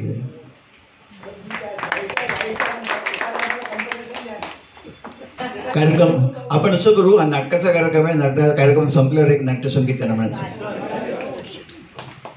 असो, लेखक नाटक लिहितो आणि कलावंत दिग्दर्शकाच्या मार्गदर्शनाखाली ते नाटक सादर करतात. पण कधी कधी आपल्याला असा अनुभव येतो की स्टार मंडळी लेखकाला अभिप्रेत नसलेलं असं काहीतरी सादर करतात. तर याची उदाहरणं आपल्या मराठी नाटकामध्ये भरपूर आहेत. तर ह्याचं काही सांगू शकाल का याबद्दल? खूप आहेत. 1970 साली माझी सुदैवाने भेट झाली होती चित्तरंजन कोल्हटकर, नटसम्राट.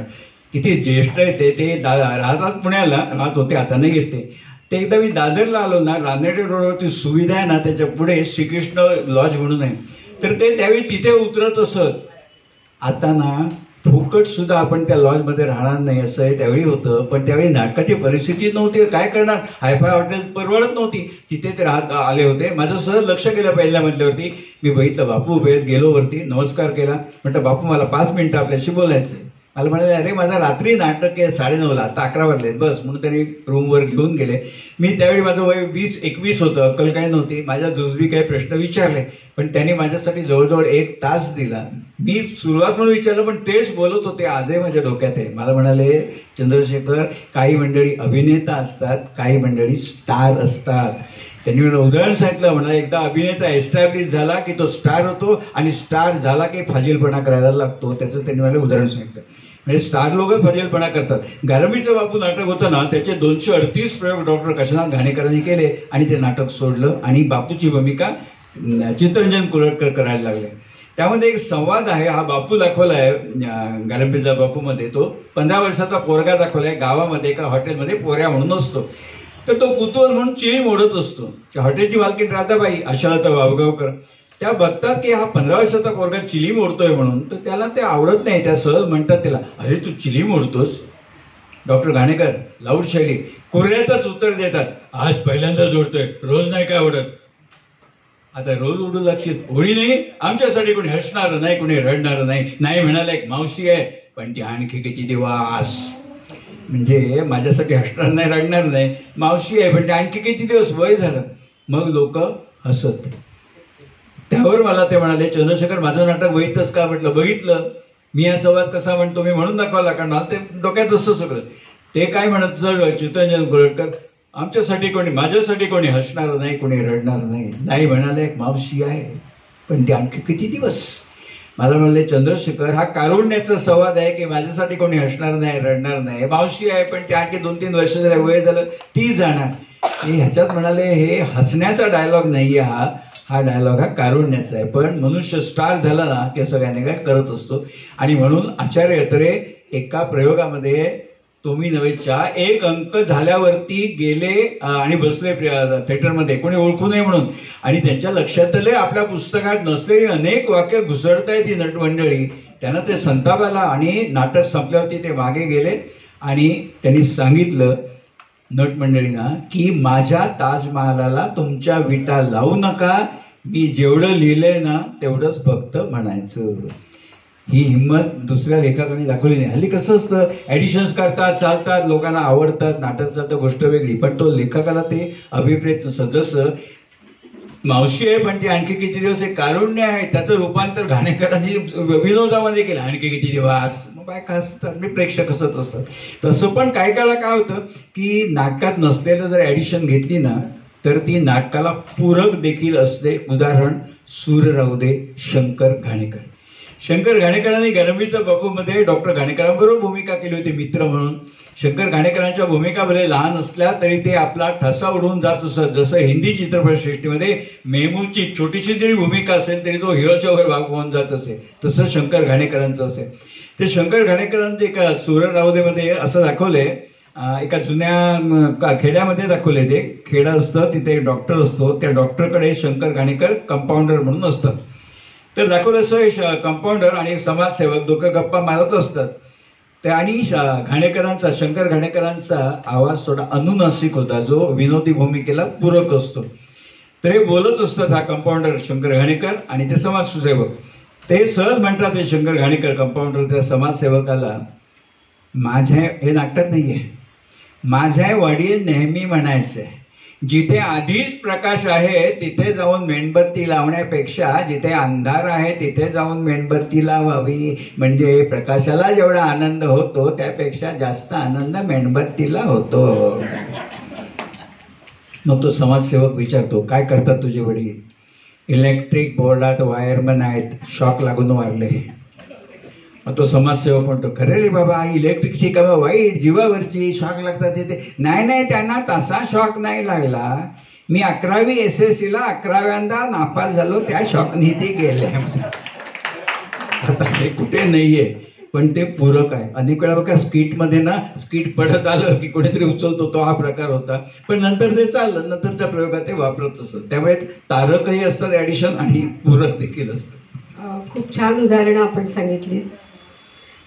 मला एक आता तुम्हाला प्रश्न विचारायचा आहे की माझ्या माहितीप्रमाणे तुम्ही एकाही नाटकामध्ये छोटीशी भूमिका सुद्धा केली नाही, तरी पण हा नाटकावरती आधारित कार्यक्रम तुम्ही करता, ते कसं काय जमतं? याला एकच उत्तर असेल कदाचित, आगाऊपणा हा माझा स्वभाव आहे म्हणून असेल. करून बघायचं. मी एकांकिकेत देखील कधी भूमिका केलेली नाही, पण काय असतं त्यासाठी करायलाच पाहिजे असं नाही. आपण बघितलेली असतात ना नाटकं, जसं जंजीर चित्रपटामध्ये शेरखानची भूमिका प्राणने केली आहे. त्यामध्ये बघा त्याचं एक छान वाक्य आहे प्राणच्या तोंडी. तो म्हणतो, शेरखान की शादी नहीं हुई तो क्या, शेरखान ने बारात है बहुत देखी है. लग्न झालं नाही म्हणून काय बाराती बहुत बघितल्या. तसं नाटक खूप बघितले येतात, त्यामुळे सगळं समजतं. नाटकात काम करायला पाहिजे असंच काही नाहीये. अनेक वेळा काय होतं तुम्हाला सांगतो की तुम्ही अनुभव घेतले असतील, फक्त मी ते भोचकपणाने जास्त लक्षात ठेवतो. अनेक गोष्टी आपण समोरच्या बघून करतात. एका मी व्याख्यानाला गेलो होतो, तर ते व्याख्यात्याने सांगितलं, म्हणजे 350 व्याख्यानं झाली, बरं ठीक आहे, पण बोलत असताना सारखे ऑडियन्स मधनं लोक सांगत होते, अहो जरा माईक नीट जरा ऐकू येत नाही. कारण बोलत असताना ते माईक कधी इकडे कधी इकडे. लोक कितींदा, एकदा, दोनदा, चारदा, 10 वेळा सांगतात हो माईक नीट, पण ह्याला भानच असत नाही की आपला माईक गालाजवळ आहे आणि आपण बोलतो. बरं ऐकू आलं नाही, बरं 100 ऑडियन्समध्ये नाही, 15-20 ऑडियन्स असेल तर ठीक. आणि मग शेवटी ते म्हणाले काहीतरी प्रॉब्लेम होता बहुतेक साऊंड सिस्टीममध्ये, त्यामुळे हे झालं. काही साऊंड सिस्टीममध्ये प्रॉब्लेम नव्हता, निवेदक, आभार सगळ्यांचं व्यवस्थित होतं. हेच मग शेवटी माझ्यातला पत्रकार जागा झाला. पत्रकारांशी संपर्क आल्यामुळे थोडीशी पत्रकारिता करत नाही, मग मी हळूच केलं. थोडा खट्याळपणा म्हणा, खोडसाळपणा मला ते आवडलं नाही. कारण एवढी चांगली सिस्टीम असताना तुझा दोष आहे, तुला माईक जर धरता येत नाही 350 प्रयोगानंतर सुद्धा. मग मी काय केलं माहितीये का, एक फोटो काढला, झूम केला आणि त्याला वर्तुळ केलं की त्या फोटोमध्ये गालाजवळ माईक असताना त्याला वर्तुळ केलं आणि त्यांना पाठवला. अतिशय नम्रपणे लिहिलं की तुमचा दोष दाखवायचा म्हणून हवे, पण सिस्टीममध्ये काही दोष नव्हता. अशा प्रकारे माईकची मुवमेंट बरोबर नव्हती. मग त्यांचं मला, मी तुमची क्षमा मागतो वगैरे. उगीच तुमचा 350 कार्यक्रम करून तुम्हाला माईक धरायचं जर समजत नसेल ना, मग माईक सिस्टीमला कसला दोष देतात. तसं इतरांचं बघून आपल्याला कळतं. बरोबर. सर्वच प्रश्नांची उत्तरं तुम्ही छान देताय. म्हणजे हे पण तुम्ही सांगितलं त्यांना फोटो पाठवून की माईक बरोबर धरला नव्हता. तर अनेक अभिनेत्यांना आपण प्रत्यक्ष भेटलेला आहात. तर डॉक्टर श्रीराम लागू यांना सुद्धा मला असं वाटतं आपण भेटला होता एकदा. तर त्यावेळेचा जरा एक किस्सा सांगाल का? ज्यावेळी नटसम्राटचे 100 प्रयोग झाले ना, त्यावेळी दादरला CKP हॉल म्हणून आहे, शिवसेना भवनच्या आधी, तिथे CKP समाजाने डॉक्टर लागूंचं भाषण ठेवलं होतं. मी बोरीले राहतो, त्यावेळी दादरला कामानिमित्त गेलो. बाहेर बोर्ड बघितला, भाषण सुरू झालं होतं. 400 प्रेक्षक बसलेले, लोक उभे होते. लागूंची क्रेज होती त्यावेळी. तर मी त्या लोकांच्या मध्ये जाऊन उभा राहिलो ऐकायला. भाषण आधी सुरू झालं होतं, पण माझ्या कानावर जे पडलं तिथे मी गेल्या क्षणी ते लागू सांगत होते की भूमिकेत शिरणं हा सगळा बकवास आहे. कारण आपण पूर्वीपासून, मी लहानपणापासून सुद्धा ऐकतो, माझे वडील पण गावाला नाटकात वगैरे काम करत असत. तर त्यावेळेस वाटतं की आपल्या जर भूमिका चांगली व्हायला पाहिजे असेल तर भूमिकेत शिरायला पाहिजे, आपण ते आहोत तसं समजायला पाहिजे, तर भूमिका चांगली वाटते. त्याला छेद देणारं वक्तव्य डॉक्टर लागूंनी केलं. ते म्हणाले भूमिकेत शिरणं हा बकवास आहे. आता मला कल्पना करा, तुमच्यासारखे सगळे सुबुद्ध प्रेक्षक CKP हॉलचा ऑडियन्स येतो. प्रत्येक हॉलचा एक ऑडियन्स एक वेगळा दर्जा असतो. त्यांना हे सगळं पचायला जवळ जात होतं की भूमिकेत शिरणं बकवास आहे. कारण गणपतराव बोर्ड सगळी मंडळी हेच सांगत होती ना, चिंतामणराव कोल्हटकरांपासून भूमिकेत शिरायचं. ते म्हणाले कल्पना करा, लागू म्हणाले कल्पना करा, एकच प्याला नाटक आहे, सुधाकर नायक आहे, सेंधू नायिका आहे, सुधाकर दारुडे असतो, बायकोला मारहाण करतो, एका प्रसंगामध्ये बायकोचा गळा देखील दाबतो. तो म्हणाले कल्पना करा तो भूमिकेत शिरला आणि त्याने बायकोचा गळा दाबला तर काय होईल. म्हणजे त्याला नटाला भान ठेवायला लागतं, मी सुधाकर नाही, मी श्रीराम लागू आहे, मी दारुड्या नाही, दारू प्यायल्यासारखं करतो आहे, मी ह्या बाईचा गळा दाबायचा नाहीये, गळा दाबल्यासारखं करायचंय, भान ठेवायला लागतं. मग भूमिकेत शिरायचं कुठे आलं ते लोकांना पटलं.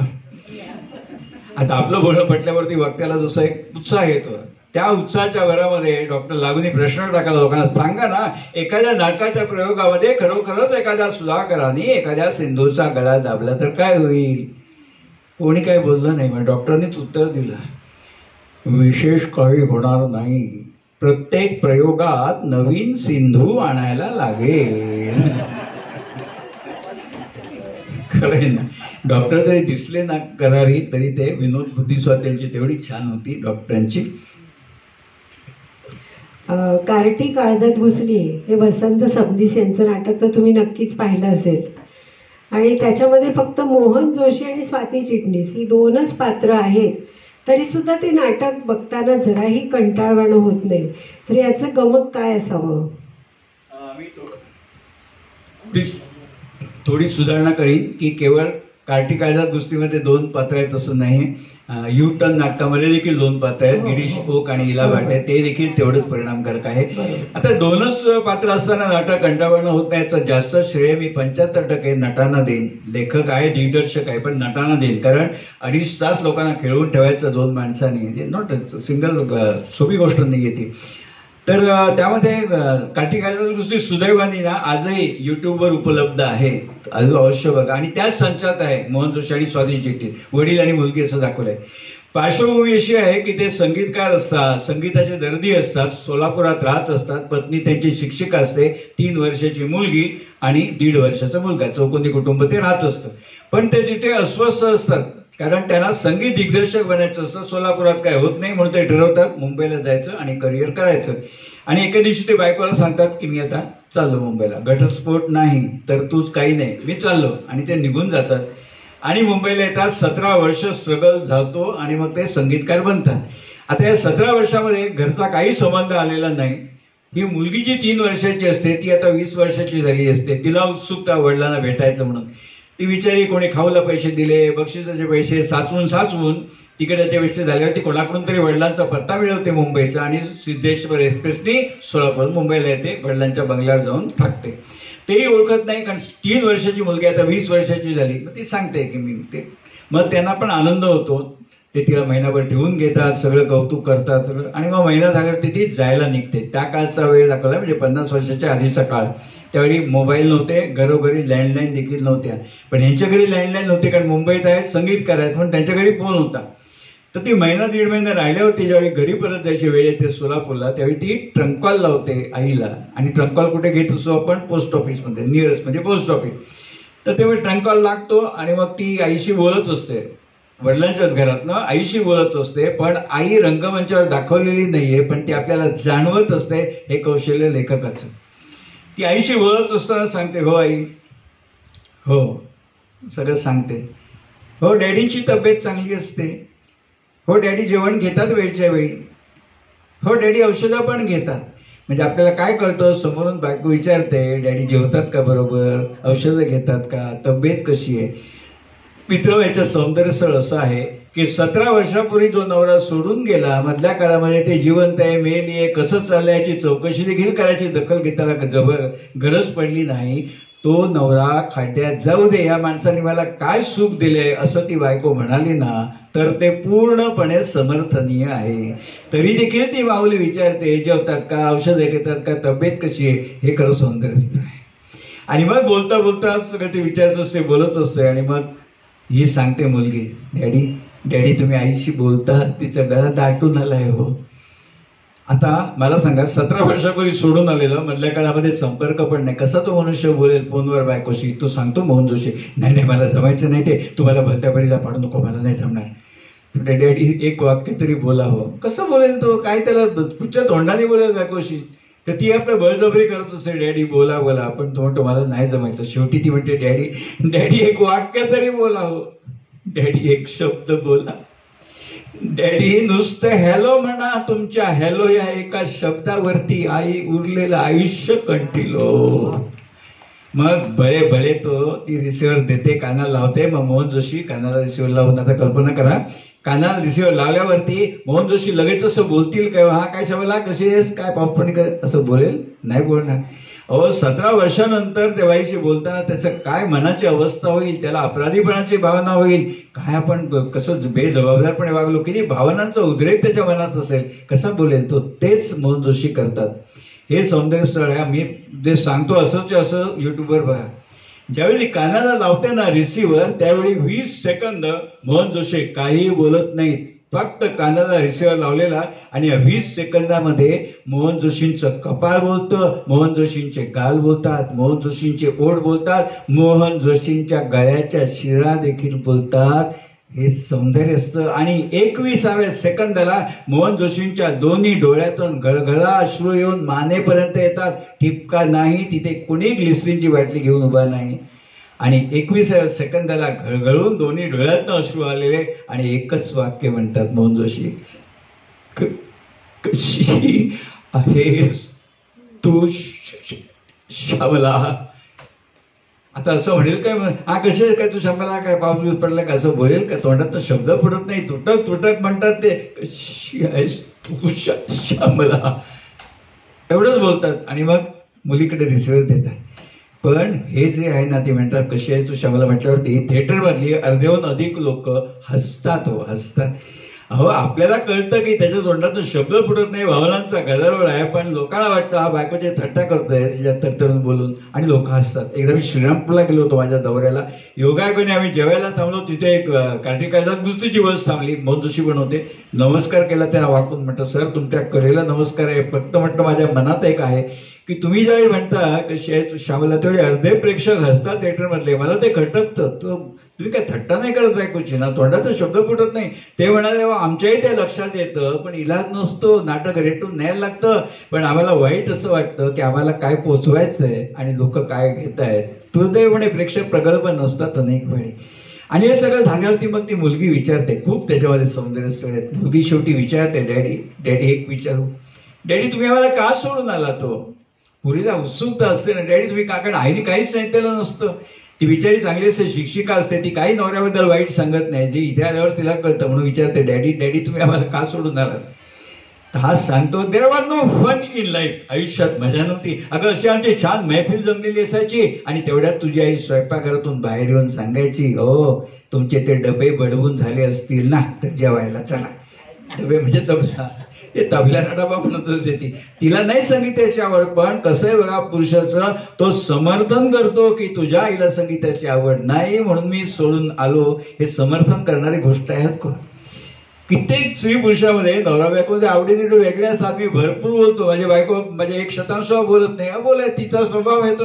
अर्थात म्हणजे बोलायचं नाही म्हणून, पण नाही आपण तुम्ही बोलती केलं तर बोलले तर म्हणून काही माणसाचं असं अनेक लोकांच्यात असतं. मला फिरायची आवड आहे, बोललं की मी रात्री झोपेत झोपतो, तिचं नाही तेवढं आहे, पण म्हणून काय सोडून जायचं का? पण तो समर्थन करतो की तुझ्या आईला संगीतामध्ये रस नव्हता. त्यावर 10 सेकंद ताई म्हणाला पॉजचं महत्व काय असतं हे तो म्हणतो ना, देवर नो फन इन लाईफ. त्यावर स्वाती चिटणीस 10 सेकंद पॉज घेते. पॉजचं महत्व असं असतं, प्रेक्षक आपण तयार राहतो पुढे आता काय संवाद येतो तो ऐकायला. ती एकच 10 सेकंद नंतर म्हणते, पण डॅडी नवरा मनासारखा मिळाला नाही म्हणून आमची आई नाही आम्हाला सोडून गेली. त्यावेळी जो चेहरा मोहन जोशी करतात ना, माशाअल्लाह, की त्यांना जाणवतं रे आपण काय करून बसलो. जर खरोखर बायकोच सोडून गेली असती आपल्या मुलांचं काय झालं असतं. हा जो सौंदर्य स्थळ आहे ना. आणि मग ती सांगते शेवटी डॅडी, आणि इतकं ना तिने ते छान काम केले स्वाती चिट्टी मोहन जोशी, तोडीच तोड. ती शेवटी सांगते, डॅडी तुम्हाला कळत कसं नाही हो, तुम्ही हयात असून सुद्धा आम्ही कोरके झालो म्हणतो. तुम्ही हयात असून सुद्धा आम्ही कोरके झाले होतो. काय ते वाक्य. आणि मग त्यांना ते कळतं की आपण काय करून बसतो. आणि मग नाटकाचा शेवट दाखवलाय की ते पुन्हा सोलापुरात जातात, त्यांना आपली चूक कळते वगैरे. ते सगळं सांगत नाही, पण ही खरंच अनेक सौंदर्य स्थळे त्याच्यामध्ये असतात. किती सुंदर तुम्ही सगळी सौंदर्य स्थळ सांगताय, सगळे मंत्रमुग्ध झाले ऐकण्यात. खूपच छान. प्रभाकर पणशीकर आणि डॉक्टर काशीनाथ घाणेकर यांची जोडी तर कायम आपल्या सर्वांच्या लक्षात राहील अशीच होती. घाणेकरांची लाल्याची भूमिका खूप गाजली होती. त्याच्यामधला एखादा लाऊड संवाद ऐकायला सगळ्यांनाच आवडेल.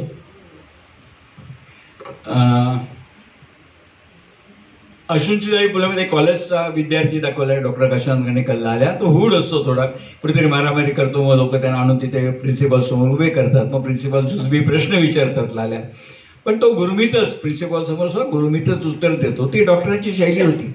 ते प्रिन्सिपल विचारतात, नाव काय तुझं? लाल्या. म्हणून ते जर त्याचे केस धरून विचारले, नाव सांग. चुनीलाल. म्हणून मग तू सांग. ते विचारतात, राहतोस कुठे तू? काय करतोस? मामाकडे राहतो मी. काय करतो तुझा मामा? पोलीस फौजदार आहे तो.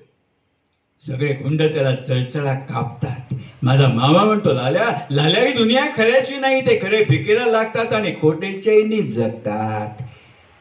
मग ते प्रिन्सिपल विचारतात, काय करतो तुझा मामा? सर सांगितलं नव्हतं, इन्स्पेक्टर आहे. सगळे गुंड त्याला चळचळा कापतात. सगळ्या गावावर त्यांनी जरब बसवली आहे ना. माझ्या मामाने काय वाटेल ते धंदे करावे, त्याच्या विरुद्ध बोलायची कोणची हिंमत नाही.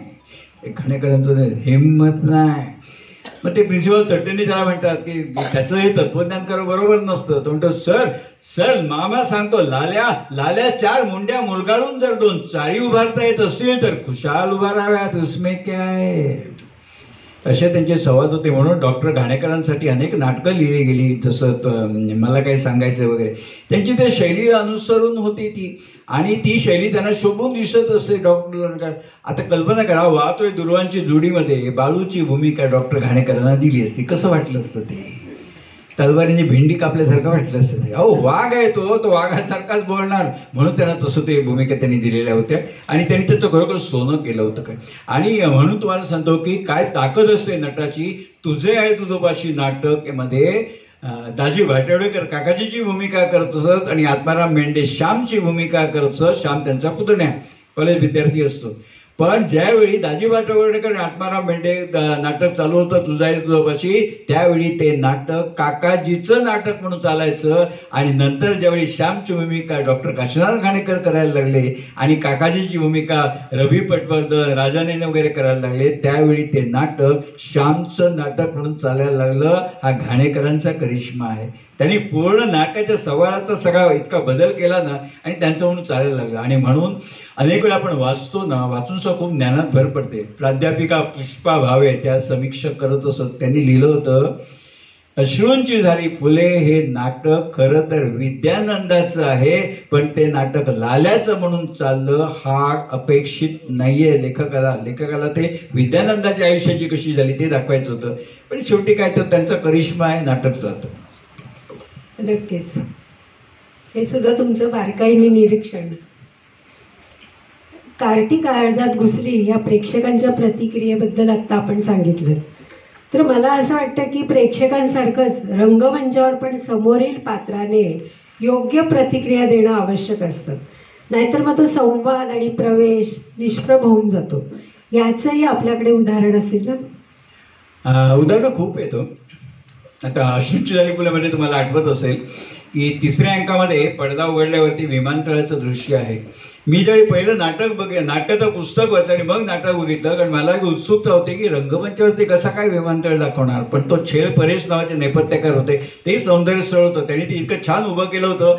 विमान नाही दाखवलं होतं, विमानाचं शेपूट दाखवलं होतं. खाली रनवे, LED लावलेले, बॅकग्राऊंडला घोषणा असत, विमान टेक ऑफ झाल्याचा आवाज, विमान लँड झाल्याचा आवाज, एअर होस्टेसच्या घोषणा, सगळं त्यांनी इतकं वातावरण केलं होतं की वाटायचं आपण बसलो आहोत विमानतळावर म्हणून.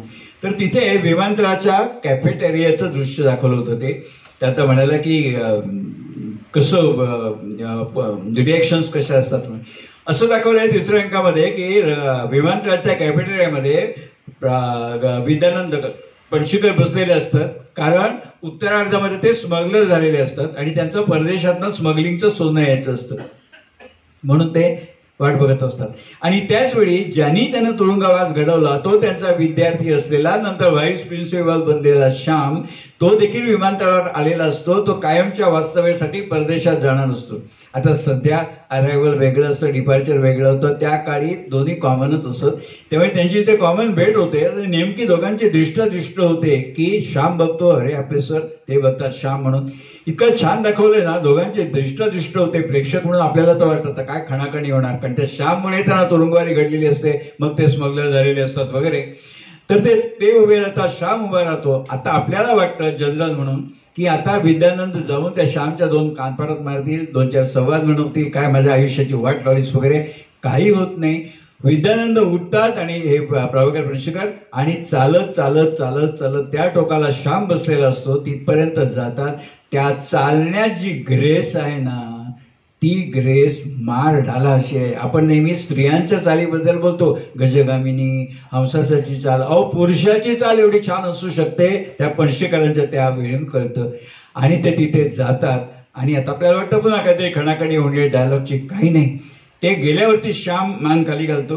हे प्रेमाने त्याचे केस धरून मान वर करतात, प्रेमाने रागाने नव्हे, कारण त्यांना शिष्याचं मुख बघायचं असतं. तो मान खाली घालतो, अशी मान त्याची वर करतात. तो अर्थात बापण्या खाली करतो, ती गोष्ट वेगळी. आणि आता आपल्याला वाटतं काहीतरी सुनावते त्याला की काय माझ्या आयुष्याची वाट लावली, हे ते काही नाही हो. म्हणजे आपल्याला अपेक्षा असते आणि लेखकाचे किती उत्तेज पातळीवरती दाखवलंय. एकदा मी वसंत कनेक्टरला भेटलो होतो. माझं हे बाहेर गेलाय ना की कनेक्टर कुठे राहतात, त्यांना फोन करायचा आणि 2 मिनिटं भेटायचं आणि 2 मिनिटं झाल्यावर निघायचं. आम्हाला 3 मिनिटं ठेवायची नाही, आता गेल्यावर लगेच कोणी काय म्हणत नाही लगेच निघा म्हणून. तर त्यांना मी सहज म्हटलं की आम्हाला असं अपेक्षित होतं काहीतरी संवाद असतील की त्याला 2-4 कानपडात मारतील. ते म्हणाले नाही हो, मला असं दाखवायचंय की तो विद्यार्थी आहे, त्याच्यावर एवढं पुत्रवत प्रेम केलंय, त्याचा त्यांना राग येत नाही, एवढी आयुष्याची बातात त्यांनी लावली तरी, म्हणून हे मला दाखवायचं होतं की इतकं पुत्रवत प्रेम केलं, नाही राग येणार वडिलांना. आणि मग ते गेल्यावरती त्याच्या जवळ जातात. आपल्याला वाटतं काहीतरी संवाद, काही संवाद नाही. पणशीकर म्हणजे प्रेक्षक म्हणून आपण ना श्वास रोखून बघत असतो आता काय होईल.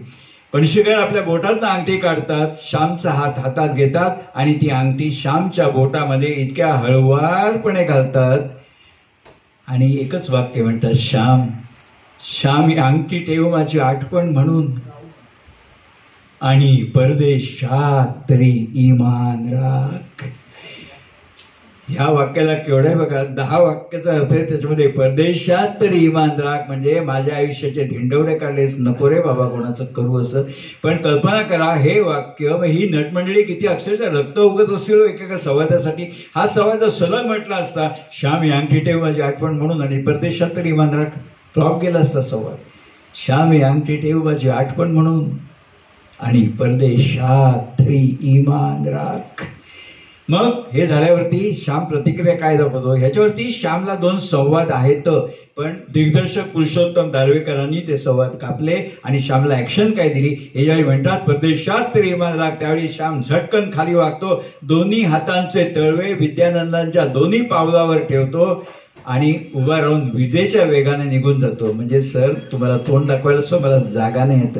ते संवाद का कापले, त्या नटाला कदाचित ते पेलवले नसते, त्यापेक्षा कृतीतून दाखवलं की ही प्रतिक्रिया होती की सर मी पूर्णपणे सरेंडर होतो तुम्हाला.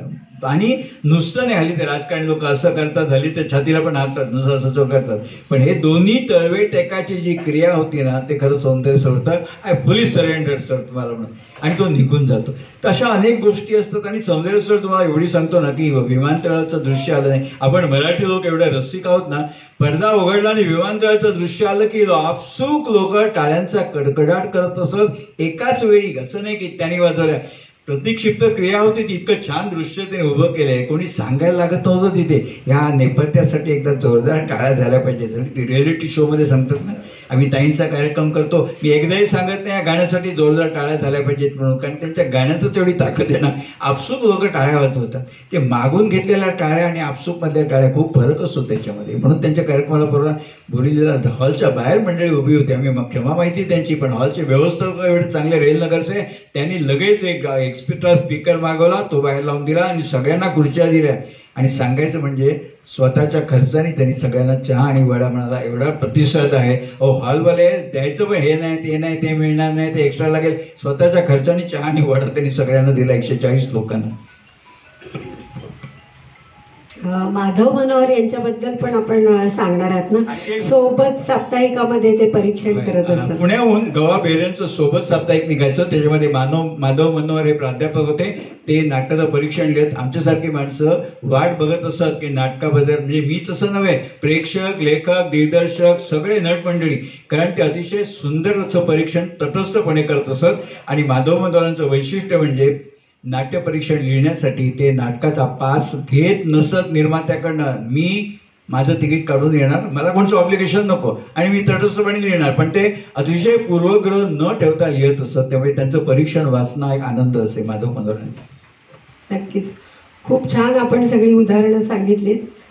आता एखाद्या अभिनेत्याने समोरील पात्रालाच योग्य प्रतिक्रिया दिलीच नाही असंही उदाहरण आपल्या नाटकामध्ये नक्कीच बऱ्याच नाटकांमध्ये असेल. गुंतता हृदय नाटक मला आठवत असेल, जयवंत दळवींच्या कादंबरीवर आधारित येते, महानंदावरती गुंतता हृदय. त्याच्यामध्ये डॉक्टर घाणेकर आणि आशा काळे आणि तिकडे आशा जबाबकर. तर त्यामध्ये असं दाखवलं आहे, तो बाबूल असतो आणि ही देवदासीची मुलगी असते, ते लग्न काय होऊ देत नाही, आणि लग्न म्हणजे ह्यांना करायचं असतं पण आई तिची होऊ देत नाही.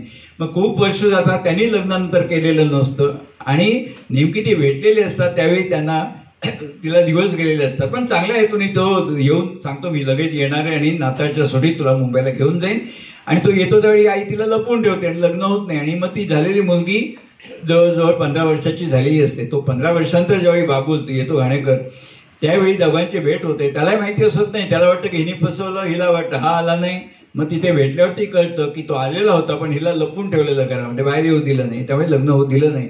पण तिने त्या मुलीला आपल्या वाढवलेलं असतं. देवदासी म्हणजे आपल्याला सगळ्यांना माहिती आहे, पण मुलीला तिने वेगळं ठेवलेलं असतं, चांगल्या प्रकारे सांभाळलेलं असतं.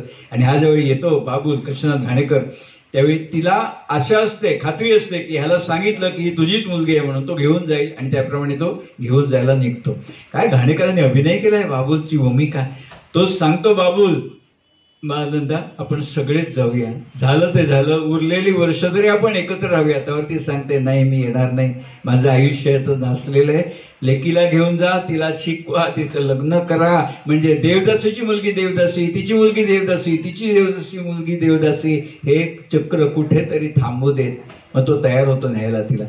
पण तो बरोबरीने सांगत असतो बाबूल की तू सुद्धा चल, पण ती नाही म्हणते की माझ्यापेक्षा माझ्या मुलीचं भवितव्य महत्वाचं आहे.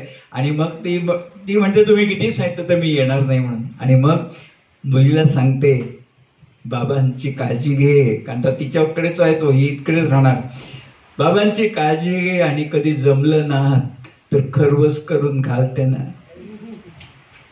म्हणजे त्यावेळी घाणेकरांच्या चेहऱ्यावर अभिनय इतकी वर्ष झाली तरी तिने लक्षात ठेवले की याला खरवस आवडत होता, खरवस करून घाल त्यांना, खरवस खूप आवडतं. आणि मग ती जायला निघते, आणि जायला निघते इतकंच, म्हणजे तुम्हाला सांगतो दिग्दर्शक निर्माते ते सुद्धा चीज करतात. डॉक्टर घाणेकरांचा पुढचा जो भाग आहे त्यामध्ये ते अंगणात, खेड्यातलं घर दाखवले, अंगणाच्या त्या कवाड असते तिथपर्यंत ते जातात, आणि तिथे स्पॉटलाईट लावलेला असतो मुद्दाम निर्मात्यांनी, कारण तिथे ती गेल्यावरती ही आई बघा ओटीवर उभी आहे, मुलगी मध्ये आहे, हे बाबा म्हणजे बाबू तिथपर्यंत आहे, ती मुलगी चालत चालत हातातली बॅग घेऊन जात असते. त्यावेळी आई सांगते तिला, पोरी पोरी बाबांना जप हो. आणि कोणी विचारलं आई काय करते तर लहानपणीच मेली म्हणून सांग.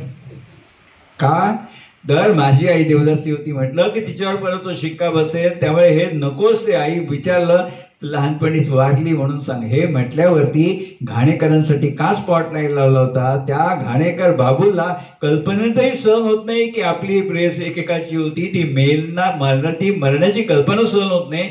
म्हणून त्यावेळी ती ज्यावेळी म्हणते कोणी विचारलं ना तर आई लहानपणातच मेली म्हणून सांग, त्यावेळी घाणेकरांच्या चेहऱ्यावर जो एक्सप्रेशन्स आहेत ना ती स्पष्ट दिसावीत म्हणून स्पॉटलाईट फ्लड लाईट लावलेला असतो. ते घाणेकरच करू जाणे, ती जी मुद्राभिनय ना ते घाणेकर करू जाणे.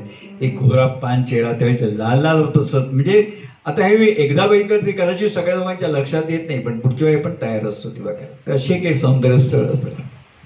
आम्हाला वाटतं आणखी एक उदाहरण आहे, लेकुरे उदंड झाली, त्याच्यामध्ये सुद्धा ना. लेकुरे लेकुरे उद्दंडधारीमध्ये असं आहे, श्रीकांत मोगे आहेत त्याच्यामध्ये, तर ते संगीत दिग्दर्शक असतात. त्यांनी एका शाळा गावात उभं राहिलेली असते, तिला ₹1,00,000 देणगी दिलेली असते आणि त्याचवेळी त्यांनी एक फिल्मची निर्मिती केलेली असते. दुर्दैवाने ती फिल्म डब्यात जाते आणि त्यांच्या घरदाराचा लिलाव होतो. बँकेने कर्ज दिलेलं असतं, बँक बंगला ताब्यात घेते आणि त्यांना घराबाहेर काढते. म्हणजे एकाच वेळी त्याने दिलेल्या पैशातनं शाळा उभी राहिली आणि त्याच वेळी हे रस्त्यावरती आहे. तर त्यावेळी शाळेचे जे हेडमास्टर असतात, छान दाखवलंय, हे जे श्रीकांत मोगे नायक असतात संगीत दिग्दर्शक, ते घरात नसतात, बायको असते. ते शाळेचे हेडमास्टर घरी येतात आणि त्यांच्या बायकोला सांगतात, मधुराणी नाव असतं तिचं नाटकात, ते हेडमास्टर सांगतात, मधू बेटा, राजा भाऊना मला हे सांगता येणार नाही, तू सांग. म्हणावं कुठेच काही नाही जमलं तर शाळेत एक संगीत शिक्षकाची जागा रिकामी आहे, तुम्ही सांगेपर्यंत ती मी नाही भरणार.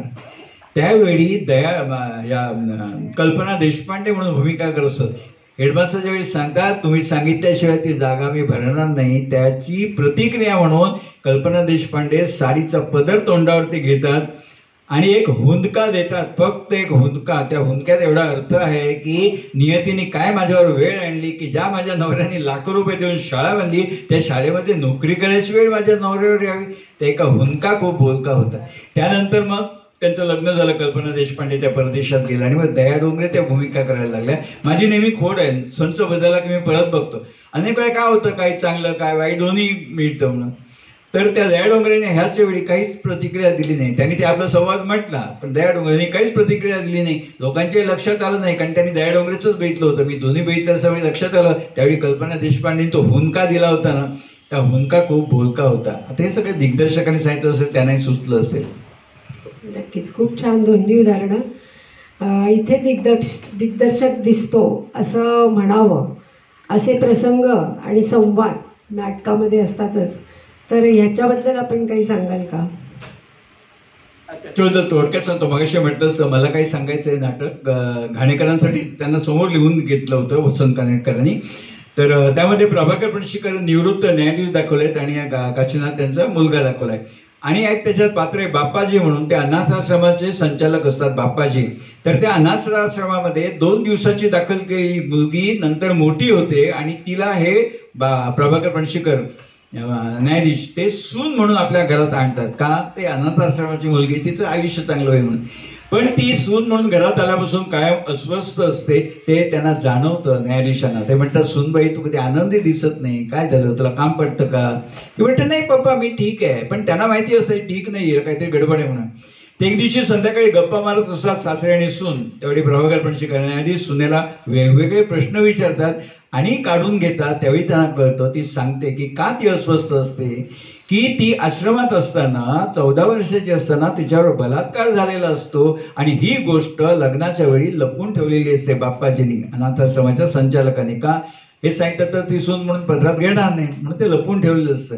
पण ही सून चांगली असते, तिला ते खात असतं की आपण ह्या भल्या मंडळींना फसवून या घरामध्ये आलो हे सांगायला पाहिजे होतं. तर हे कळल्यावरती त्यांना कळतं काय कारणीच्या अस्वस्थतेचं म्हणून. आणि नेमके त्याच वेळी बाप्पाजी यांच्याच घरी येऊन उतरलेले असतात, कुटुंब मित्र असतात ते. पण इतक्या वर्षांना माहितीच असत नाही. मग ते विचारतात सुनेला, कोणी केलंय कुकर्म? ती सांगत नाही. ती म्हणते, सुनबाई मी तुला पूर्ण अभय देतो, तू त्या माणसाचं नाव सांग, मी काही करणार नाही. त्यावेळी ती सांगते, बाप्पाजींनीच हे केलं होतं. अनाथ आश्रमाचा संचालक वय वर्ष 65 त्यांनी हे केलं. हे कळल्यावरती पणशीकर एकदम अस्वस्थ होतात आणि बाप्पाजी बाहेर गेलेले असतात. ते येतात, ते आल्यावरती इतकी निर्वचना करतात त्यांची आणि मग त्यांना घालवून देतात. हिला काय करत नाही, कारण हिचं काय दोष, 14 वर्षाची मुलगी, तिला काय त्यावेळी काहीच करू शकत नव्हती ती. पण त्या बाप्पाजींना ते घालवून देतात आणि त्यावेळी जे संवाद आहेत ना पणशीकरांचे, एकदा खर्जामध्ये त्यांचा आवाज लागतो. ते बाप्पाजींना म्हणतात, बाप्पाजी मला केवढा आदर होता तुमच्याबद्दल, तुमच्या ब्रह्मचर्याबद्दल, तुमच्या कार्याबद्दल, सगळ्याच शेण झालं. ब्रह्मचर्य पेलवत नाही म्हणून तुम्ही विवाह केला असतात तरी तुम्ही देखील 4 चौघांसारख्या, तसंच मी म्हटलं असतं. प्रसंगी नायकिणीची मारी चढला असतात तरी तुम्ही देखील स्खलनशील पुरुषात, एवढीच खंत मी मनाशी बाळगली असती. पण पोटच्या पोरीसारखी जिला अंगा खांद्यावर खेळवली, त्या 14 वर्षाच्या मुलीवर बलात्कार. बाप्पाजी तुम्हाला नर पशु म्हणायची मला लाज वाटते, पशु बलात्कार करीत नाहीत. आणि त्यावेळी प्रभाकर पणशीकरांच्या हातामध्ये एक चाकू असतो. ती सुरुवातीला ते चाकूनी पेन्सिलला धार काढत असतात. सगळा वेळ त्यांच्या हातात चाकू असतो, पण ज्यावेळी ते म्हणतात मला नरपशु म्हणायचे, मला लाज वाटते, पशु बलात्कार करीत नाहीत. आणि त्यावेळी त्या चाकूची जी हालचाल आहे ना, ती हालचाल अशी प्रतीत करत होती की हा चाकू आत्ता तुझ्या पोटात खुपसावा एवढा तुझा गुन्हा आहे, पण ते खुपसणार नाहीत, कारण न्यायाधीश आहेत ते कायदा हातात घेणार नाहीत. पण त्या चाकूची हालचाल हे सौंदर्यस्थळ होतं, जे 90% लोकांच्या लक्षात आलेलं नाही. मी अनेक लोकांना विचारलं, कसं असतं नाटक बघताना न्यायाधीश त्यांचा चेहरा, बापाजींचा चेहरा, सुनेचा चेहरा, इकडे आपलं लक्ष असतं आणि चाकू असतो तो बेंबीच्या लेवलला असतो, त्यामुळे लक्षात येत नाही. त्या चाकूची हालचाल दिग्दर्शक पुरुषोत्तम दारव्हेकरांनी दिली आहे पणशीकरांना, की जणू काय आता तुझ्या पोटाचा चाकू खुपसावा अशी ती हालचाल छान होती. मला तर दाखवलं पण येणार नाही, पण आम्ही पुण्यात गेलो होतो त्याच ठिकाणी मजा आली त्या कार्यक्रमाला. एक ग्रस्त सिनियर होते, ते म्हणाले मग तुम्हाला कसं कळलं ते चाकू बद्दल बघायचं? अहो म्हटलं साधं लॉजिक आहे, ज्यावेळी त्यांचा प्रवेश होतो त्यांच्या हातात चाकू असतो, याचा अर्थ त्याचं काहीतरी काम आहे ना. तो चाकू काय काकडी कापायला आणलाय का, काहीतरी त्याचं असेल म्हणून माझं लक्ष होतं चाकूचं काय करतात. तेव्हा कळत होतं की चाकूची हालचाल अशी ते करतात नाही. अनेक वेळा आपण ना साध्या गोष्टी असतात, आता रंगमंचावर पडदा उघडला, दिवाणखान्याचं दृश्य, भिंतीवरती बंदूक टांगली आहे, साधं गणित आहे, बंदूक टांगली म्हणजे या घरात कोणीतरी शिकारी आहे, फॉरेस्ट ऑफिसर आहे, तसं त्या चाकूचं प्रयोजन म्हणून कळतं. अनेक वेळा आपल्याला ते लक्षात येत नाही. अतिशय सुंदर. म्हणजे तुम्हाला काय रंगमंचावरती अनेक बंदूक किंवा काय असं असतं, त्याच्यावरनं पण तुम्ही निरीक्षण करता की नाटकामध्ये काय असेल. तर हा नाटकावर आधारित कार्यक्रम आहे. आता ह्याच्यामध्ये नटसम्राट हे नाटक बघून आपल्याला पुढे जाताच येणार नाही. तर याच्यामध्ये शेवटच्या अंकामध्ये एक सुंदर संवाद आहे की मुलगी आणि मुली आपले नसतात. तर तो छान संवाद आपण प्रेक्षकांना ऐकवावा. कथा सगळ्यांनाच माहिती आहे, त्यामुळे त्याच्या मी नैतात पडत नाही. नटसम्राट गणपतराव बेलवलकर उत्तरार्धामध्ये दाखवले, मुलाकडे राहतात, मुलीकडे राहतात, आणि मुलीकडे असताना ती मुलगी त्यांना आउट हाऊसमध्ये ठेवते. तर त्यावेळी एकदा ती मुलगी येते आणि ह्याची ट्रंक तपासते. तर आई विचारते नले काय शोधतेस? ती म्हणते शिवणाच्या सुया हरवल्या त्या शोधते. आई म्हणते ग बावळटा, तुझ्या शिवणाच्या सुया माझ्याकडे कशा असतील? मी काय म्हातारी शिवणकाम करते का, विणकाम? ती म्हणते नाही बघते म्हणून. तर ठीक आहे, पण नंतर त्यांना कळतं की ही मुलगी आलेली असते, तिचे पैसे हरवलेले असतात, तिला वाटतं की आपल्या वडिलांनी घेतले की काय, ते शोधायसाठी ती ट्रंक उघडते. हे कळल्यावरती ते खूप अस्वस्थ होतात. आणि मग ज्यावेळी तिला कळतं, त्यांना कळतं की सुया शोधायला आलेली नव्हती, तिला असं वाटलं की आपण तिचे पैसे घेतले. हे कळल्यावरती ते खूप अस्वस्थ होतात, पण खूप चिडचिड होते त्यांची. पण एक बायको जी त्यांची आहे ती त्यांना शांत करते, कारण शेवटी आईच होती. ती सांगते जाऊ दे हो, शांता जो किती छान भूमिका केली होती. जाऊ दे हो, पैसे हरवले म्हणून पोर बावरली होती, म्हणून तिला वाटलं म्हटल्यावर तिचे एकदम धाडकन उभे राहतात ना. म्हणून तिला वाटलं आपला बाप चोर आहे, आपली आई चोर आहे, आणि ती दोघं माताहारी आहेत, लुळी पांगडी आहेत, एखाद्या बेवारशी कुत्र्यासारखा आपल्या आश्रयाला येऊन राहिली आहेत. असलं गलिच्छ आरोपाचं शेण त्यांच्या तोंडात कोंबलं तरी ते आपलं काय वाकडं करणार आहे. सरकार या 1.5 दबडीच्या कटपुतळ्यांना न्यायासमोर बसवून त्यांच्या समोर इन्साफ मागायचीच काय, पण निरपराध ठरायची देखील माझी इच्छा नाही. कार्टे मराठी रंगभूमीचा सार्वभौम राजा, गणपतराव जोशांचा पट्ट शिष्य, खाडीलकर, गडकरी यांच्यासारख्या दैवतांनी ज्याच्या पाठीवरून हात फिरवला, तो रंगभूमीचा कलावंत नटसम्राट, त्याची तू अशी विटंबना करते. तो तुझा बाप झाला म्हणून, त्याच्याकडे पैसा नाही म्हणून, म्हातारपणामुळे तो लुळा पांगळा झालाय म्हणून. आप्पा, आपल्या लाडक्या कोकराला क्षमा करावं. खबरदार चांडाळी, पुन्हा त्या शब्दांचा उच्चार करशील तर. होतं माझं एक कोकरू होतं, पण आता कुठे? कोकरासारखी मुलगी होती, सशासारखा मुलगा होता, पण ते माझे कोणीही नव्हते. आभाळ पाठीवर घेणाऱ्या 8 हत्तीला विचारून पहा, ते देखील हेच सांगतील, कुणी कुणाचं नसतं, कुणी कुणाचं नसतं. अंतराळात भटकणारा एखादा आत्मा आमच्या वासनेच्या जिन्यावरून पृथ्वीवरच्या मातीत उतरतो आणि आम्हाला वाटतं आम्ही बाप झालो. आम्ही आई झालो. सगळं सगळं खोटं असतं. आम्ही फक्त जिने असतो. फक्त जिने, फक्त जिने, फक्त जिने.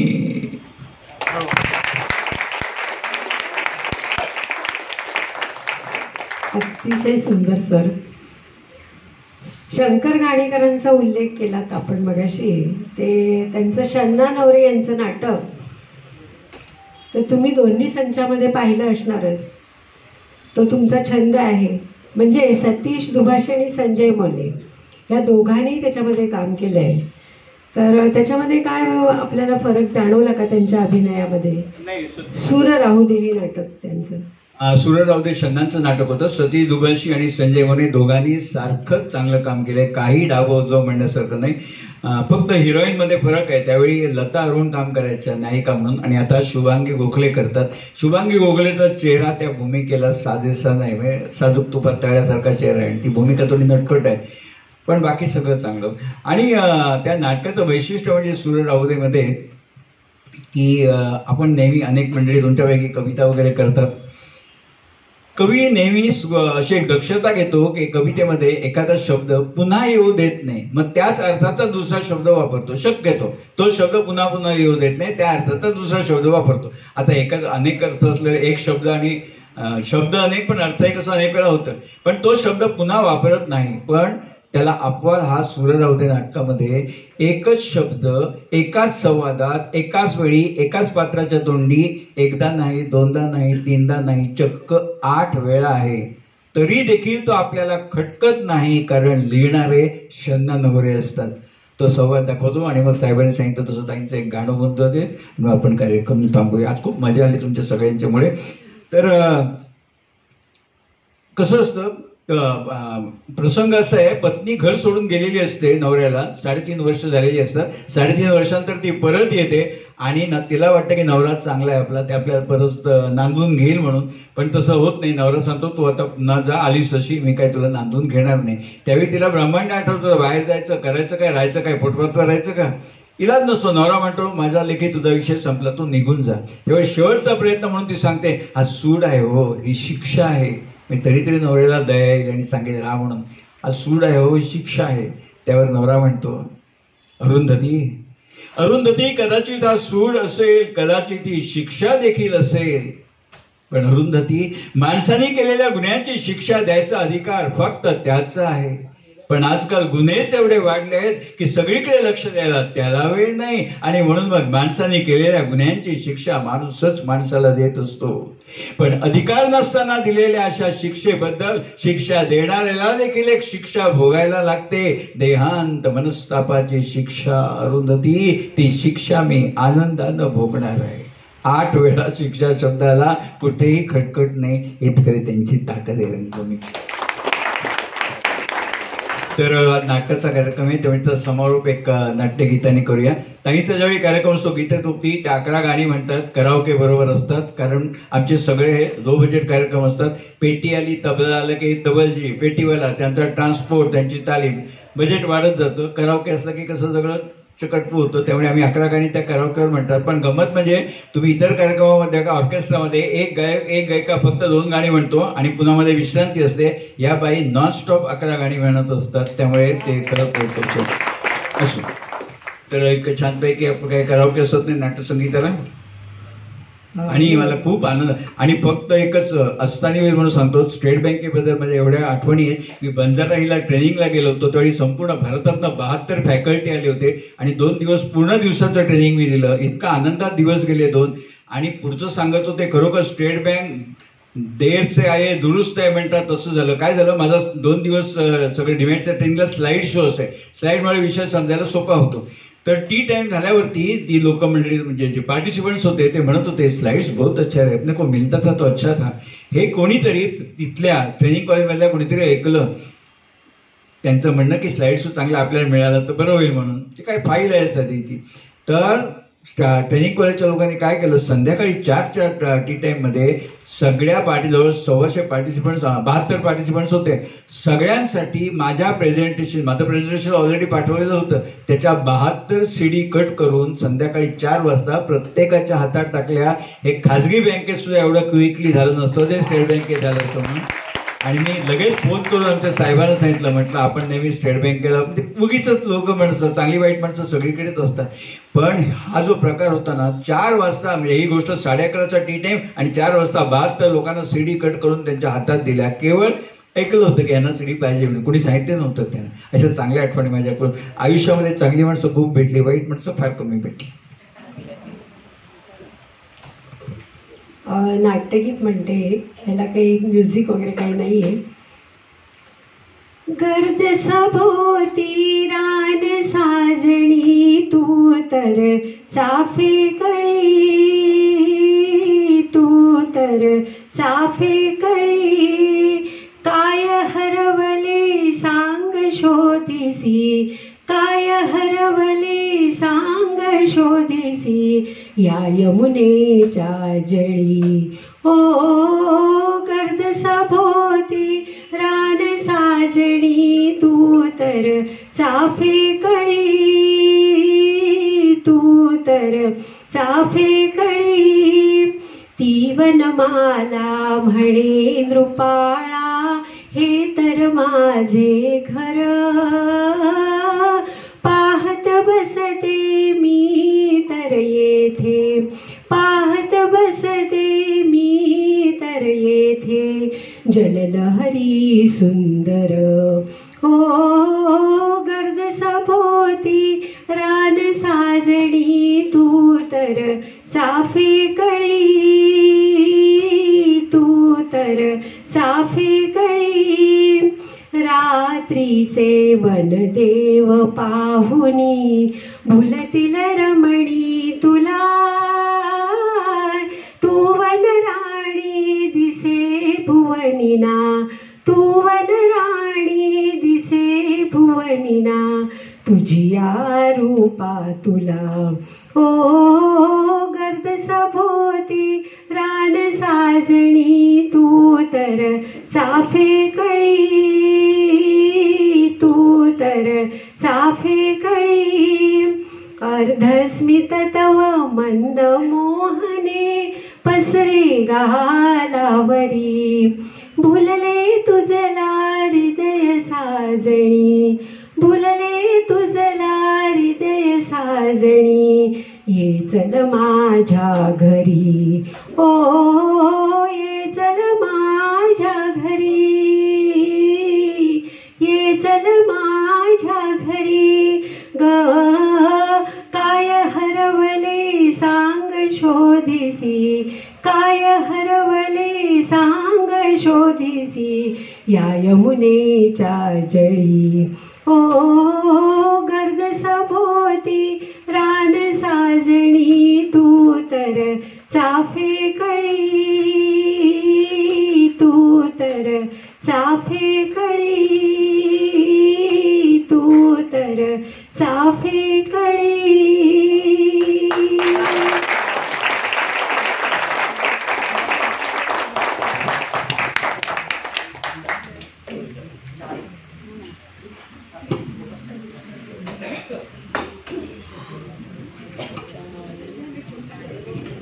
गेले जवळ 1.5 ते पावणे 2 तास आपण ह्या कार्यक्रमात नाट्यविषयक कार्यक्रमात आपण म्हणून गेलेलो होतो. अनेक प्रकारचे किस्से त्यांनी आपल्याला ऐकवले, जे पडद्यामागे आणि पडद्याच्या पुढेही घडतात कधी कधी, जे आपल्याला माहिती नसतात. म्हणजे नाटकातली जी सौंदर्य स्थळं आहेत त्यांनी अगदी आपल्याला अचूकपणे दाखवून दिलेली आहेत आणि त्याबद्दल मी त्यांचं फार आभारी आहे. त्याप्रमाणे या कार्यक्रमाचा शेवटही त्रिपिटाने छानशा नाट्यगीतांनी केलेला आहे, त्याबद्दलही त्यांना धन्यवाद.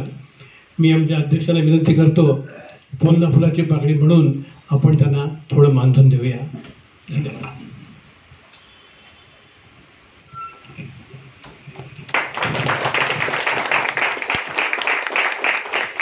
अतिशय सुंदर कार्यक्रम सादर केल्याबद्दल त्यांचं तर धन्यवाद आहेतच.